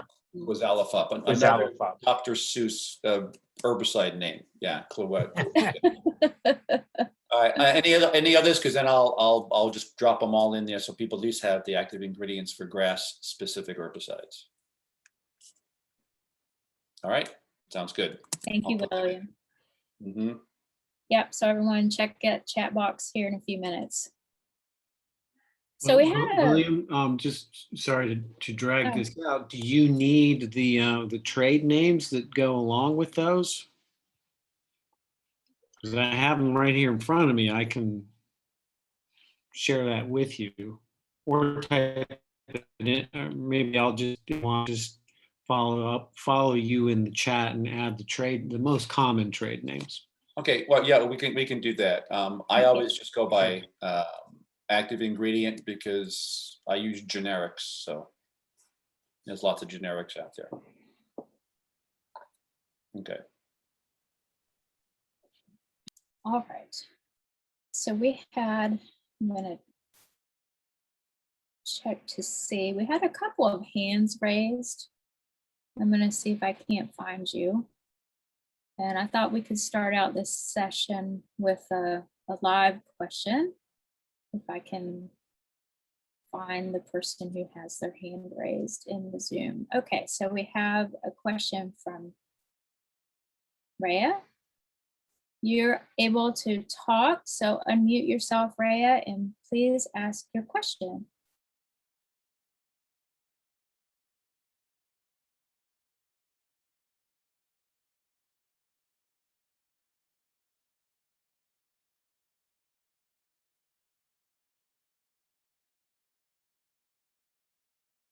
Rhea, are you having trouble? Oh, they put their hand down, so maybe they didn't have a question after all.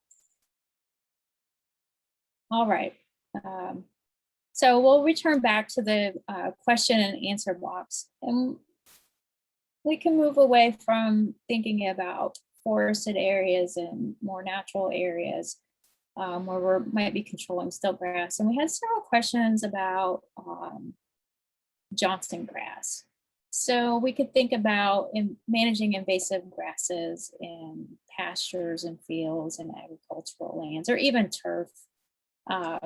So the first question from Mary, do you have any quick identification tips for identifying between Johnson grass and Spartina sinusoides? I probably butchered that. Spartina. Right, anybody familiar with that species of Spartina? No. The Spartina is going to be, there's several species of Spartina, but most of them, I believe, including the one you're referencing, is more of a wetter area, aquatic species. You're going to find that kind of marshes, edges of waterways, where Johnson grass is almost exclusively found in upland or drier agricultural fields. You rarely are going to find Johnson grass growing right on the edge of marshes and waterways. That's a habitat identification feature to look for between Spartina and Johnson grass. Okay. Another way to be able to identify Johnson grass is it has a distinctive white midrib on the grass blade. So that can be another characteristic. And there was an up close photo of the leaf that I showed in the presentation I gave.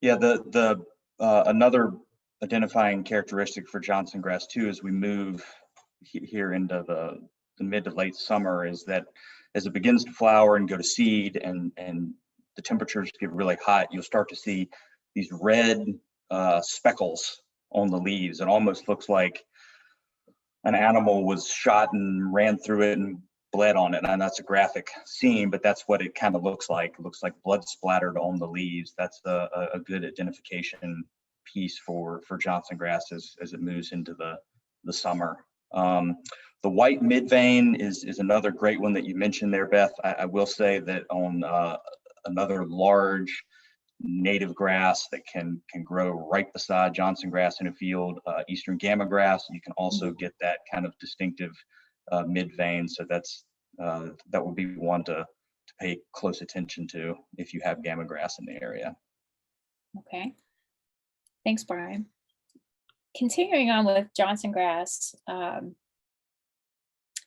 there's a question about how toxic is Johnson grass? And they ask on a scale between 0 and 21. How toxic is it? Also, can we quickly test Johnson grass if we're uncertain about the safety of foraging on it, like after a period of drought? Billy Paul Mays, do you have experience with Johnson grass and concerns about livestock? John, it's kind of a hard question. It depends. A lot of it can have to do with how much nitrogen was put on it, how young or how old the forage is, whether it's suffering from lack of water in a drought situation. All those things affect the nitrate or the nitrate poisoning that can be in Johnson grass. Sorghum Sudan, Sudan grass, very similar. Prussic acid that can be involved in it. Usually you don't see a whole lot of poisoning from Johnson grass, especially in a pasture, because cattle never let it seed out in a pasture. In a pasture, it's usually not a problem. Usually where you have a problem is volunteer Johnson grass or Johnson grass that's in a crop that is drought stressed, and that's going to be in whatever forage you're growing there, and maybe in a forage that itself is experiencing drought stress, and the whole field is toxic at the time. If frost bites it, you got to wait several weeks. There is a waiting period before you could harvest it or graze it. The old saying was that, you turn your oldest, poorest cow in there, and if she makes it a couple of days, you turn the rest of them in. But other than, sending it to a lab, you wouldn't actually know. But if you put a lot of nitrogen on a field that has a lot of Johnson grass and it's drought stressed, it's probably a good bet that it's would be toxic to livestock until rains come and it can mitigate itself. Okay, thank you. And are you familiar with any funding to help eliminate Johnson grass? No. No, not at this time. I'm certainly not. No. Okay. You could use NRCS application or that funding source to do a wide range of pasture management, including a practice called herbaceous weed control. So if you were able to get that EQIP, which is an environmental quality incentives program through the NRCS Farm Bill funding, then you could potentially work that practice into controlling Johnson grass and be paid on a per acre rate. Thank you, Brian. But I would just add to that, it usually has to be part of some sort of, restoration project. It's, EQIP awarded based on the, impacts or benefits you're going to have to a particular resource concern on the property. So it's a competitive pool. So if you put in an application, it goes into a state pool usually for funding. And, so I think if you want to try and improve your chances for getting awarded that funding through EQIP, you probably want to have some other practices in there as well that will benefit the natural resources on your property. Thank you, Celia. So we have a question. Is there a selective herbicide for Johnson grass that won't harm fescue or orchard grass, pastures, hay? The only one that I have used, I did some extensive research for a very specific project a few years back for this exact scenario, is called Outrider. It's a powder form, pretty low rate across a field, and probably need to do that for multiple years in a row for it to see the efficacy of that. I was not we weren't able to do that for multiple years because it changed the hands of the property. So I can't really speak to how well it worked, but that was about the only thing that I found in terms of a broadcast application across a field that would not damage the desired pasture or the desired hay grasses in that particular situation. Product called Outrider. Outrider, do you remember the active ingredient for that?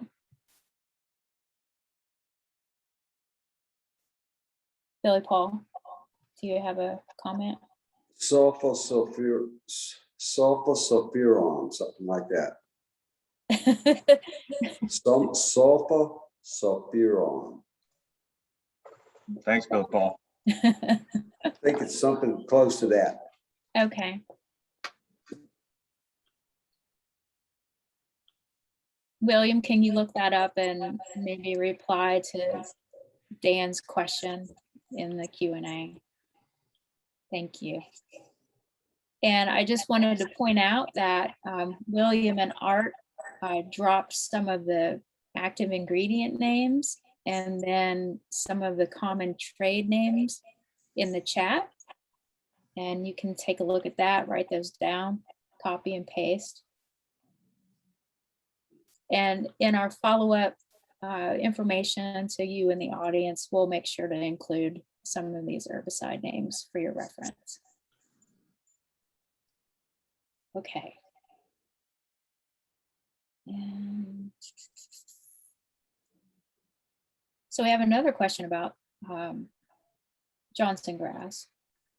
If you have livestock that can graze Johnson grass before it is toxic, will that help control its spread? Or does it actually help it spread by spreading seed and manure? William or Billy Paul? Can you hear me? Yes. Okay. In a pasture, as I said before, it doesn't become a problem unless there would be long rest rotations. It is a warm season grass, so it doesn't come on the scene that early. And when it's young and tender in a pasture, cattle nip it right off to the ground. And so it doesn't really have a chance to get out of hand, especially in pastures that are grazed all the time, continuous grazing. It will not become a problem unless it was a converted cropland and has an extreme amount of Johnson grass. But long-time pastures, you don't see much Johnson grass. That's been my experience. It is in hay fields or converted crop fields that are now hay and or rotated fields that Johnson grass, because of all the rhizome. Johnson grass grows by seed, it comes from seed, the original plant, then puts out rhizomes, spreads quickly. They're all active, full of energy, and they are hard to kill.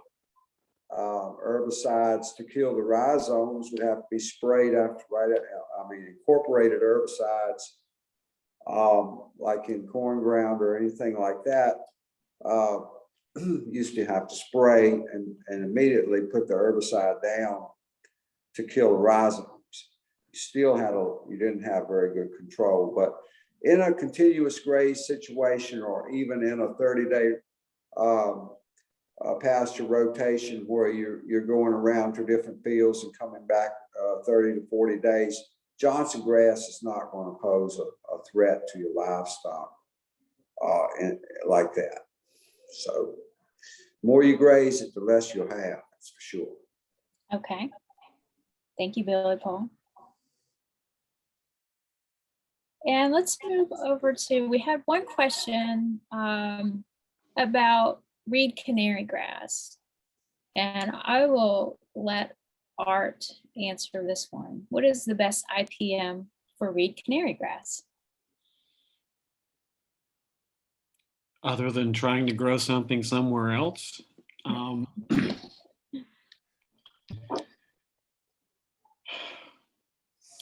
I think a starting point is make sure that you want to replace the reed canary grass with is pretty vigorous, and in a longer term setting is going to have some competitive advantage.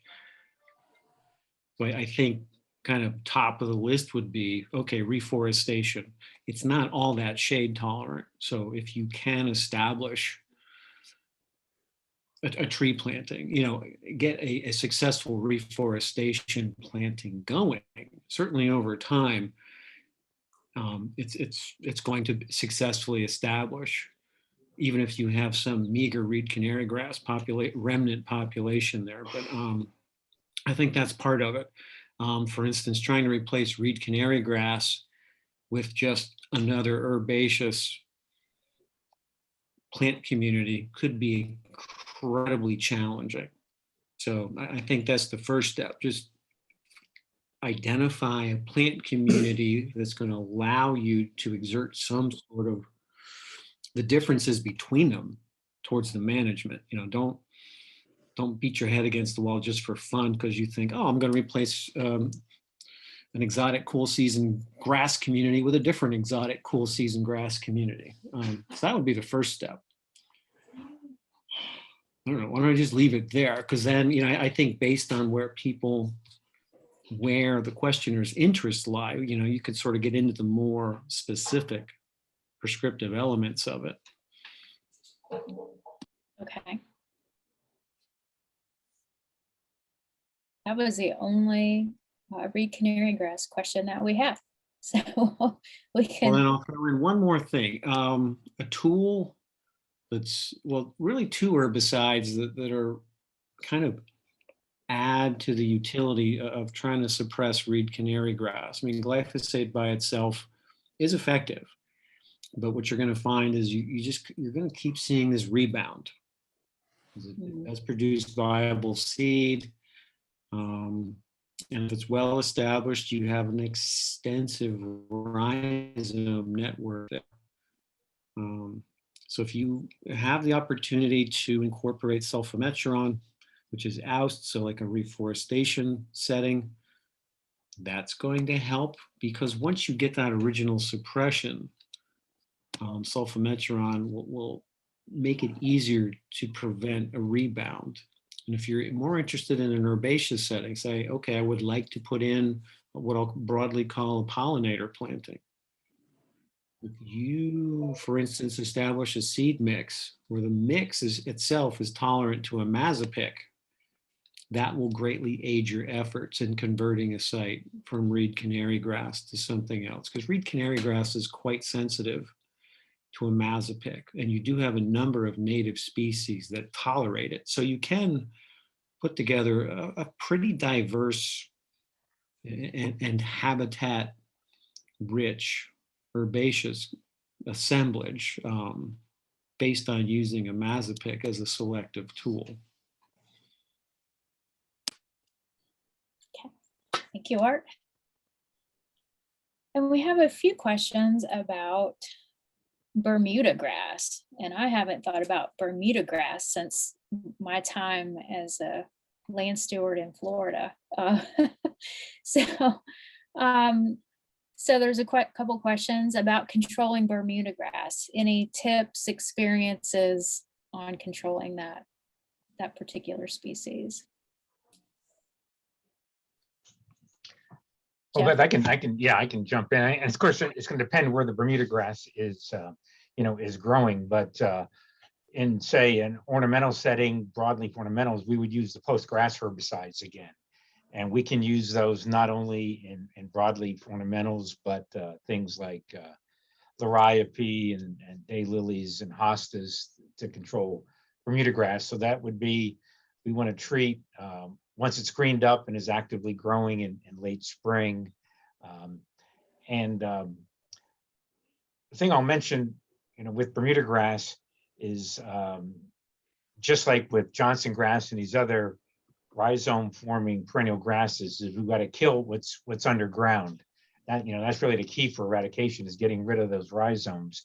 And we never do that with one application of a post-emergence herbicide. So, we'll get this commonly. Well, I sprayed my Bermuda with sethoxidin, let's say, or fluazepam, and it looked good for a month and it came right back. It's because even those are systemic materials, we never kill the entire rhizome system on a well-established stand of Bermuda grass. So that's why we need to come back with either repeat treatments, or if we can till the site, force those rhizomes to send up new growth, and treat that shoot growth. We can do that. I'll say, if you want to get rich, figure out an easy way to take Bermuda grass out of like tall fescue lawns, because we can do it, but it's an expensive program, maybe over multiple years. So it's a challenge in, say, turf areas. But where we have the selectivity with post-grass herbicides, that would be an option. Another thing, kind of dovetailing with what Art said, Bermuda grass does not like shade. So if we can get plants, taller plants that can shade the Bermuda grass, that will definitely suppress it as well. It does not do well at all in shaded areas. So if we get trees, shrubs, whatnot, taller vegetation in our cool season turf, if we can mow high, so we don't get sunlight down when Bermuda grass wants to green up, that'll help also in suppressing that grass. So we talk about mowing fescue at, say, 4 inches instead of 2 inches, and you'll have much less problem with Bermuda grass. Okay. I'll share just my quick experiences with Bermuda grass, which I believe a lot of folks up here call wiregrass. We encounter it almost exclusively when we're doing, meadow conversions, where we're taking a fescue field or a former hay or hayfield or pasture and converting it into a native grass wildflower meadow.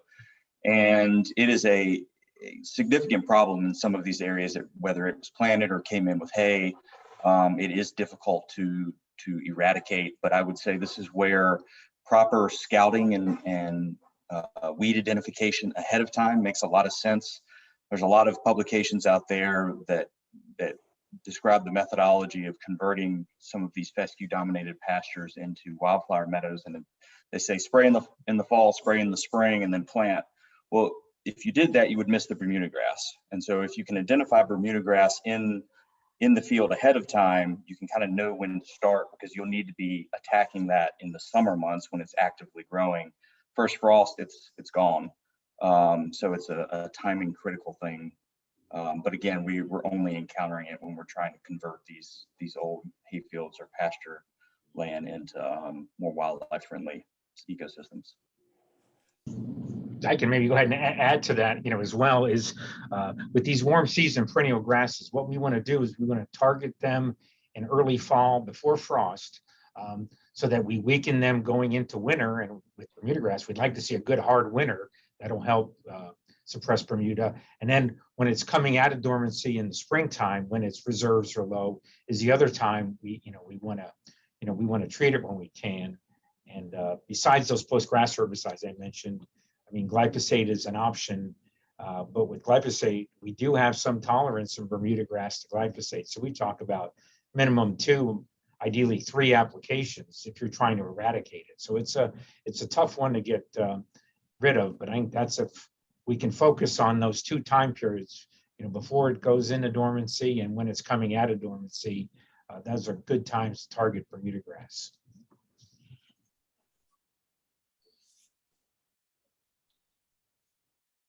So we have a question about using prescribed burns as an approach to dealing with some of these invasive grasses. Is this a good approach, or can it be part of a management strategy to control invasive grasses? I'll jump on this one really quickly. I mentioned in the chat during the break, touching on this topic, but in general, for the species that we've been talking about, prescribed burning is not a control tool that is effective. It can be helpful in situations like stiltgrass to kind of burn off a thick thatch layer to allow for easier access or get a flush of new seeds and get a proper, application of an herbicide there without a lot of dead vegetation that you're trying to deal with. But in general, no. A lot of the plants we've talked about, stiltgrass, wavy leaf, in forested settings, these are growing and need to be controlled more in the summer months. They're typically growing in more mesic or less fire tolerant settings. So it's probably going to be tough to get it to even burn in some of those areas, and B, it wouldn't be beneficial. It could be more detrimental to the system. So. Yeah, and I just want to piggyback on that too. So I saw that question as well, and I think I wrote a response. Yeah, I mean, prescribed fire is really used, for habitat management, either as, like Brian's kind of talking about, like a site prep, or you're preparing to do a treatment, or it's being used to reduce fuel loads, to manage, forest understory or meadow, and there's certain things that it's really great for, which is why we call it, there's a prescription to it, why it's called prescribed fire. We're using it for a specific purpose, but invasive control, not really, because it's just, you're not killing those root systems like Jeff was talking about. Like, it's really important, if you're going to get good control on an invasive, to attack those root systems, and prescribed fire is really just going to hit what's on the surface. So. All right, thank you. And I'll follow up with an unrelated question about different control efforts for different grasses. And so Nate asked, how similar are control efforts for wavy leaf grass and arthraxin compared to Japanese stiltgrass? And would anybody like to take that question? Well, I'll be happy to start. Okay. Arthraxin and stiltgrass. Sure, arthraxin and stiltgrass are very similar. They're both C4 or warm season annuals. Their timing's a little different. Arthraxin seems to emerge a little bit later, but so far they appear to be susceptible to the same herbicides. And once you kind of sync up the timing, they're going to be very similar. Wavy leaf's a different animal because it's a perennial cool season. So there's a lot of differences there. Pre-emergent in general, I mean, if you already have it, pre-emergents are going to do very little for you, because what you're really contending with is the established population you have, as opposed to the addition to it from seed. So that tool is right away less useful. And really kind of that window to start treating wavy leaf is once you have enough leaf area on it. For instance, we have found well, in this case, we're probably talking similar geography in the sense of we do have it in the southern tier of Pennsylvania. We have 4 known locations. So for instance, we found like, okay, we're going to go get it in the middle of May, like when a lot of C3 grasses would be viable targets, but we found that seems to be too early.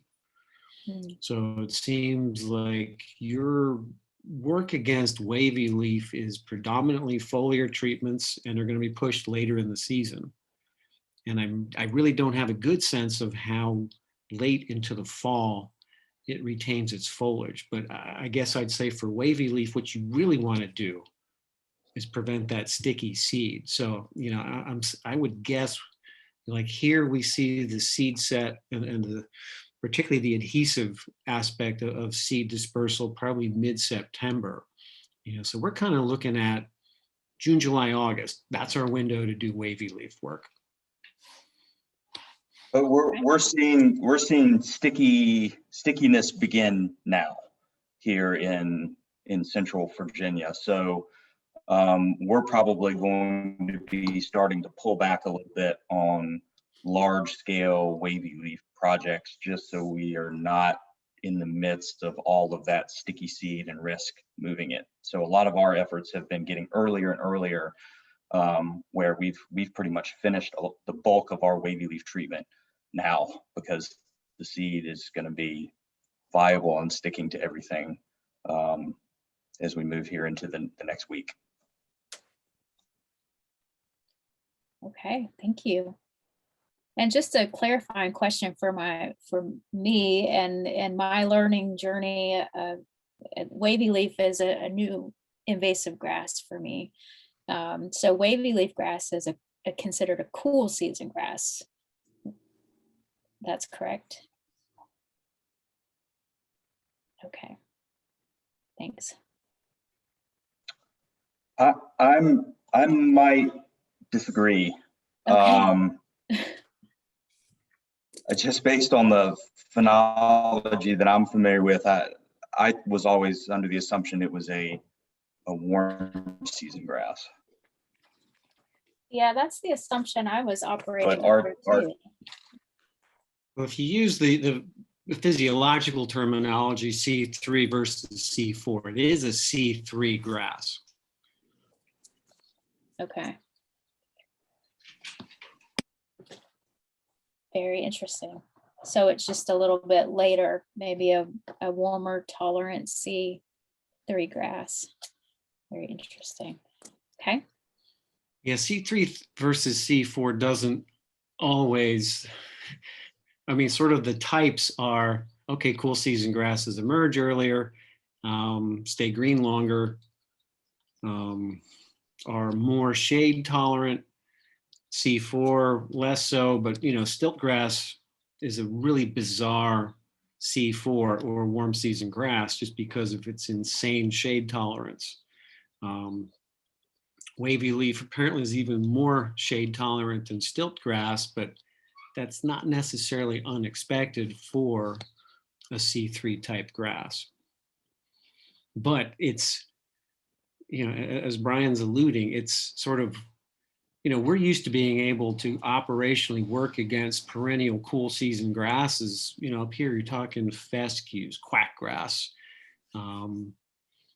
you know, timothy, orchard grass. I mean, those things are going like crazy even up here by mid-April, and you can target them, whereas the wavy leaf is very much later in its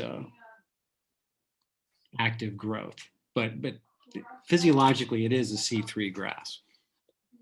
If I may ask for definition for a lot of people who may not know what C3 versus C4 grasses are, quick little definition to help them out. if one Yeah, I was exists. afraid someone was going to do that because that goes back to, you know, what I was supposed to learn in biology. It's related to, Sophomore year.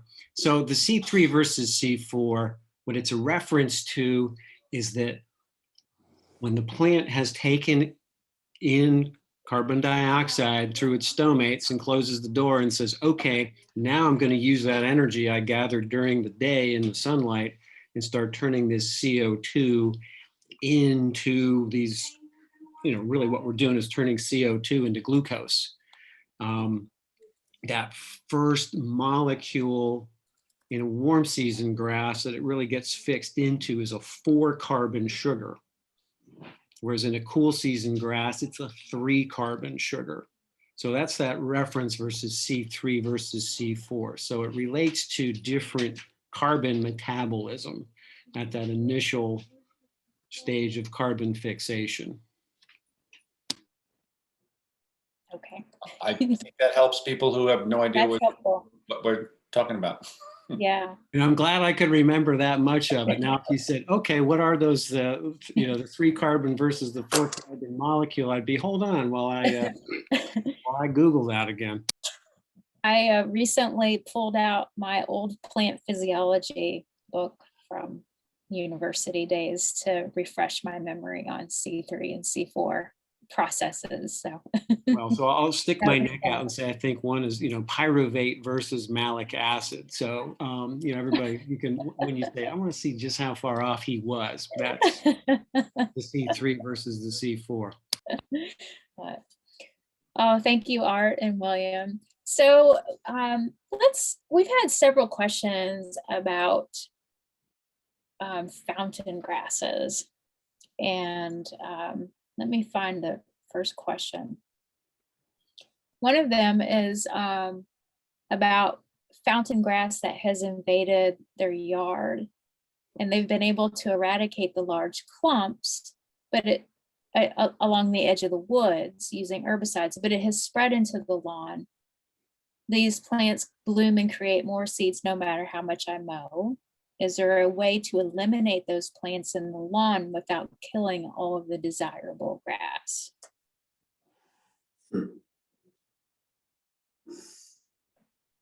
Billy Paul, do you have anything, or Jeffrey?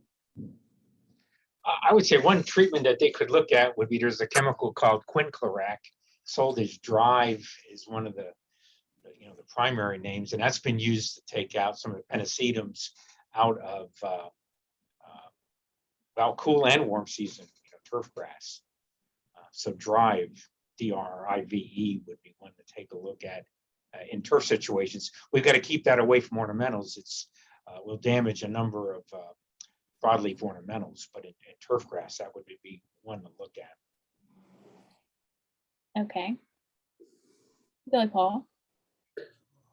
Well, I would kind of ask the question, would Drive be labeled for pastures? You know, I think quinclorac has gotten a label for, you know, for pasture use. I don't work in pastures, so I'd have to double check that, but it may not be under the Drive name. That I'd have to look up, but I believe quinclorac does now have a pasture label. Would that be under Facet? It might be under Facet. That would be one to take a look at. One thing I will say about Drive is it does not control Japanese stilt grass, and that's a question that, you know, we get, but it will control crabgrasses and certain other you know, annual grasses, but not Japanese stilt grass. And I'll say I duplicated Jeff's work because Jeff was the author of a paper that, you know, demonstrated that. So Jeff, I was able to demonstrate that you can make it worse by using quinclorac, because, you know, then you get rid of the other competing weeds. So, you know, you can turn a bad stand of stilt grass into a monoculture by using quinclorac.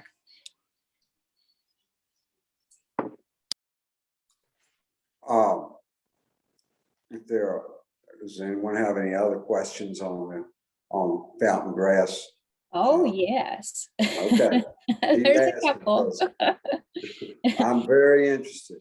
Yeah. So our next question, Bonnie describes that it was planted as an ornamental and it's now marching through some grass pollinator areas and along a pond edge. So they're looking for advice how to manage both chemically and manually. So this is a different scenario than managing in a turf grass. What kinds of herbicides would you all recommend? This will probably be something where you can spot treat it with a variety of herbicides and try and promote, if you're not worrying about damaging the other grasses, and spot treating would minimize some of that.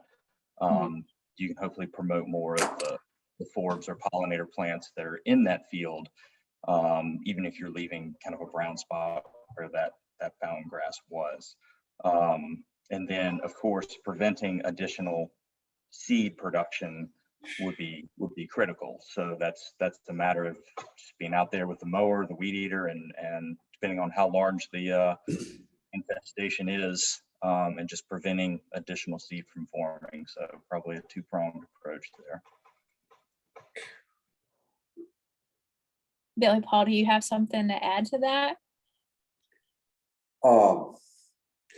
Well, as a person who fountain grass came onto my property from a neighboring property, and I wasn't aware, I didn't know what it was. I was completely uneducated about it. And I saw these big green clumps springing up, and I didn't really know what I was looking at, and how damaging it would be and how fast it could spread. This is a fountain grass is an invasive that can just explode onto a property. It doesn't take it long because it's carried by everything that comes in contact with it. Every animal that runs through it, any cows that go through it. It's very difficult to keep from seeding out when it goes to plume out. It will plume out if you mow it 3 times between 1st of September and frost. It will still have a bottle brush on the crown of it and have viable seed if you're not careful. My property it's probably a grass that's going to take me out of the cattle business. It's worthless, and it is so invasive and so hard to manage that I'm at a loss of what to do with it. And I haven't been able to find any kind of chemistry other than complete renovation. And that would be going to annuals for multiple years before you could come back. The problem is here in with upland pastures that not all pastures are suited to that. And you can't just rip up a pasture that's steep or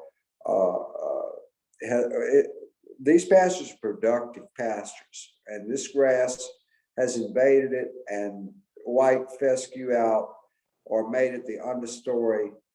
I've been able to jump fescue out in front of it, but in a matter of the next 6 weeks, the stilt grass will just like a racehorse, just jump right over the head of it when it starts coming on.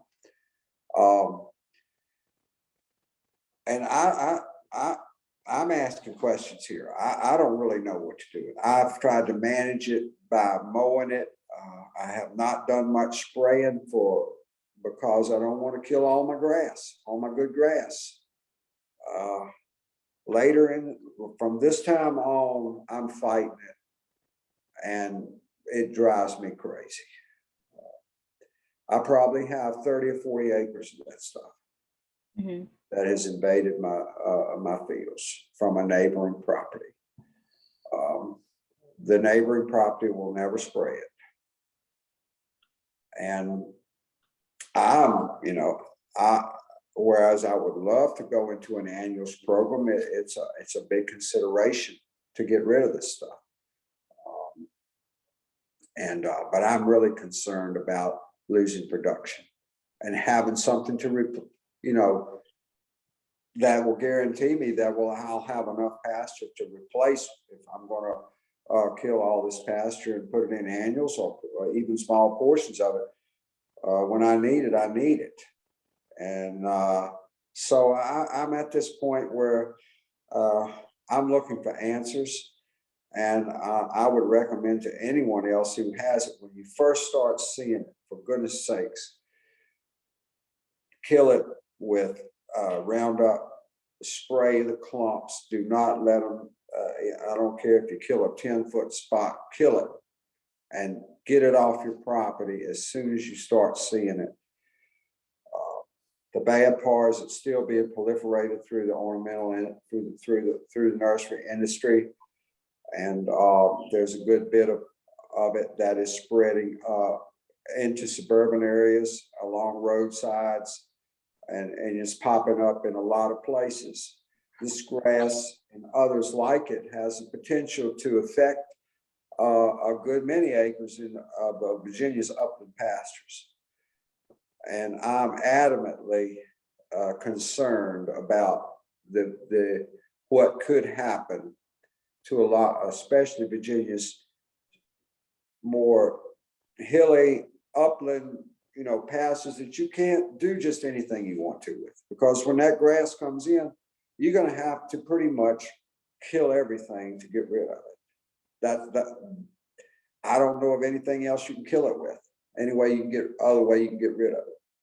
So if anyone has any answers, I'd love to hear them. And we have another question about, is there a species specific herbicide for fountain grass? Anything, you've not found anything, Jeffrey or Art, or you've? Well, the only thing that I'm aware of would be the quinclorac product that I mentioned that has been used in cool season turf to take out fountain grass. That's been the best treatment out there that I'm aware of. Okay. And I did put in the chat about Facet is labeled for pasture use. That would be the formulation for pasture. Drive Accelerate is what we would use in turf situations. And that's a labeling thing. Same active. Got a question about, can a cut stump be done on fountain grass? I'm just throwing that one out. Cut it at ground level and just treat the cut stems, culms, what do you want to call them? Anybody? I don't know. It seems like that would only be practical on a very small scale versus a pasture field situation that's acres and acres. Yeah, I feel like with grasses, the foliar mode of action is by far the most practical and effective, unless you're dealing with something like bamboo. So I don't know if the cut stump would be, the efficacy would be good. Okay, that's kind of what I was thinking. Yeah. So we're at 3:51, and we have, we'll take a live question. Deborah has her hand up. So Deborah, I'm going to allow you to talk, and you can unmute yourself and ask your question.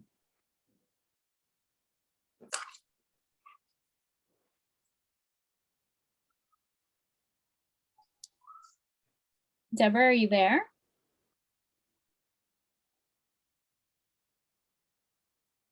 If what they were referring as fountain grass is the miscanthus or some of the other ornamental grasses. Fountain grasses is not miscanthus. It's formerly called pennisetum. Okay, the pennisetums. I Yeah. got you. Thank you. You're welcome.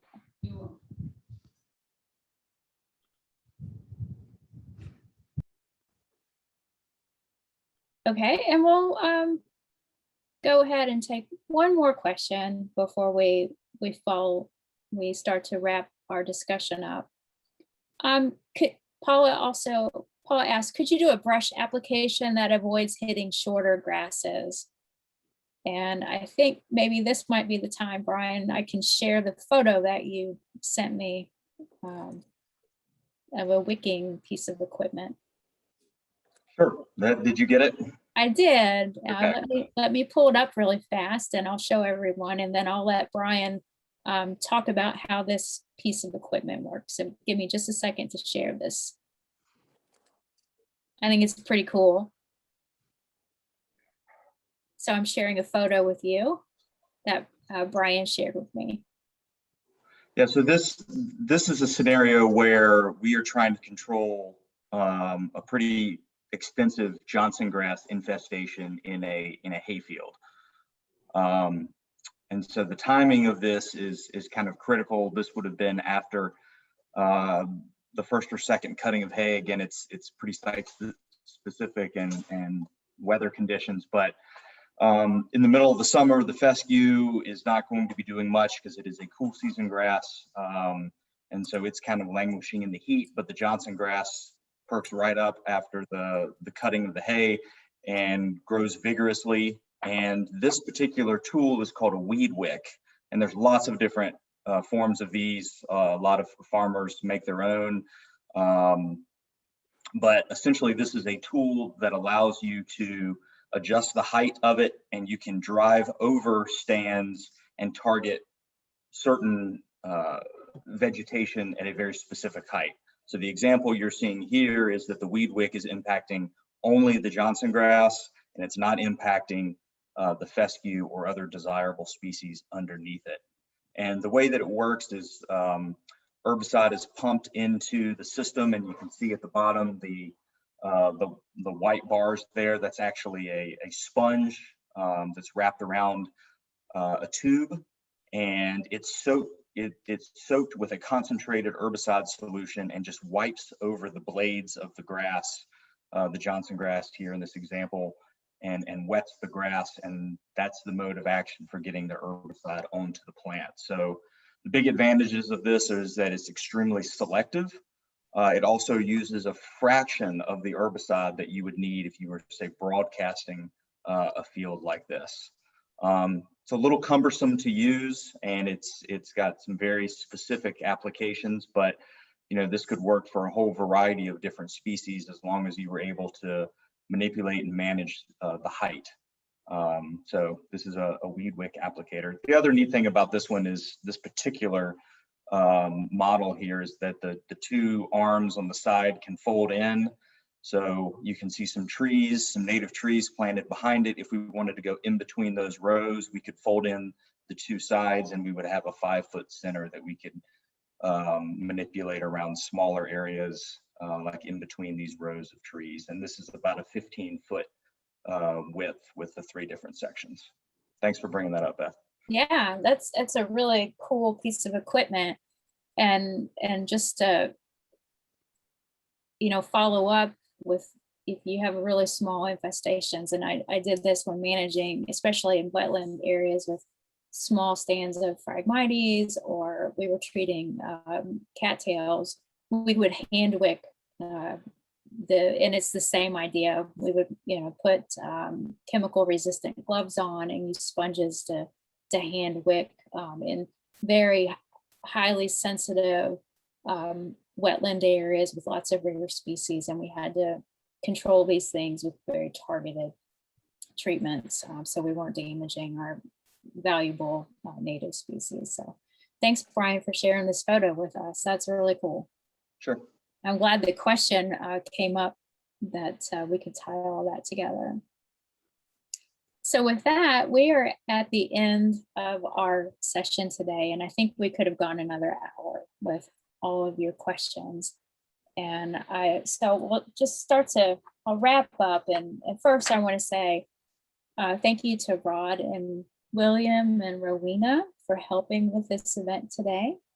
And I also want to give a special thanks to Celia, Brian, Jeffrey, Billy Paul Mays, and Art for sharing all of their expertise with us today. And thanks to each of you in the audience for spending your afternoon with us here at Blue Ridge PRISM. Remember, you can send us email info@blueridgeprism.org if you think about a question afterwards, or if we missed your question today. So today we had 85 answered questions, and we still had 28 questions open. So lots of good questions. And I just wanted to also remind you, upon leaving today's Zoom meeting, you'll have the opportunity to complete a survey. You will not see the survey link until you exit. You click that leave button. So let us know how we did and how we can serve you better in the future. And I'd like to extend my thanks once again to each of you for being here today. So this meeting is adjourned. Thank you, everyone. Thank you.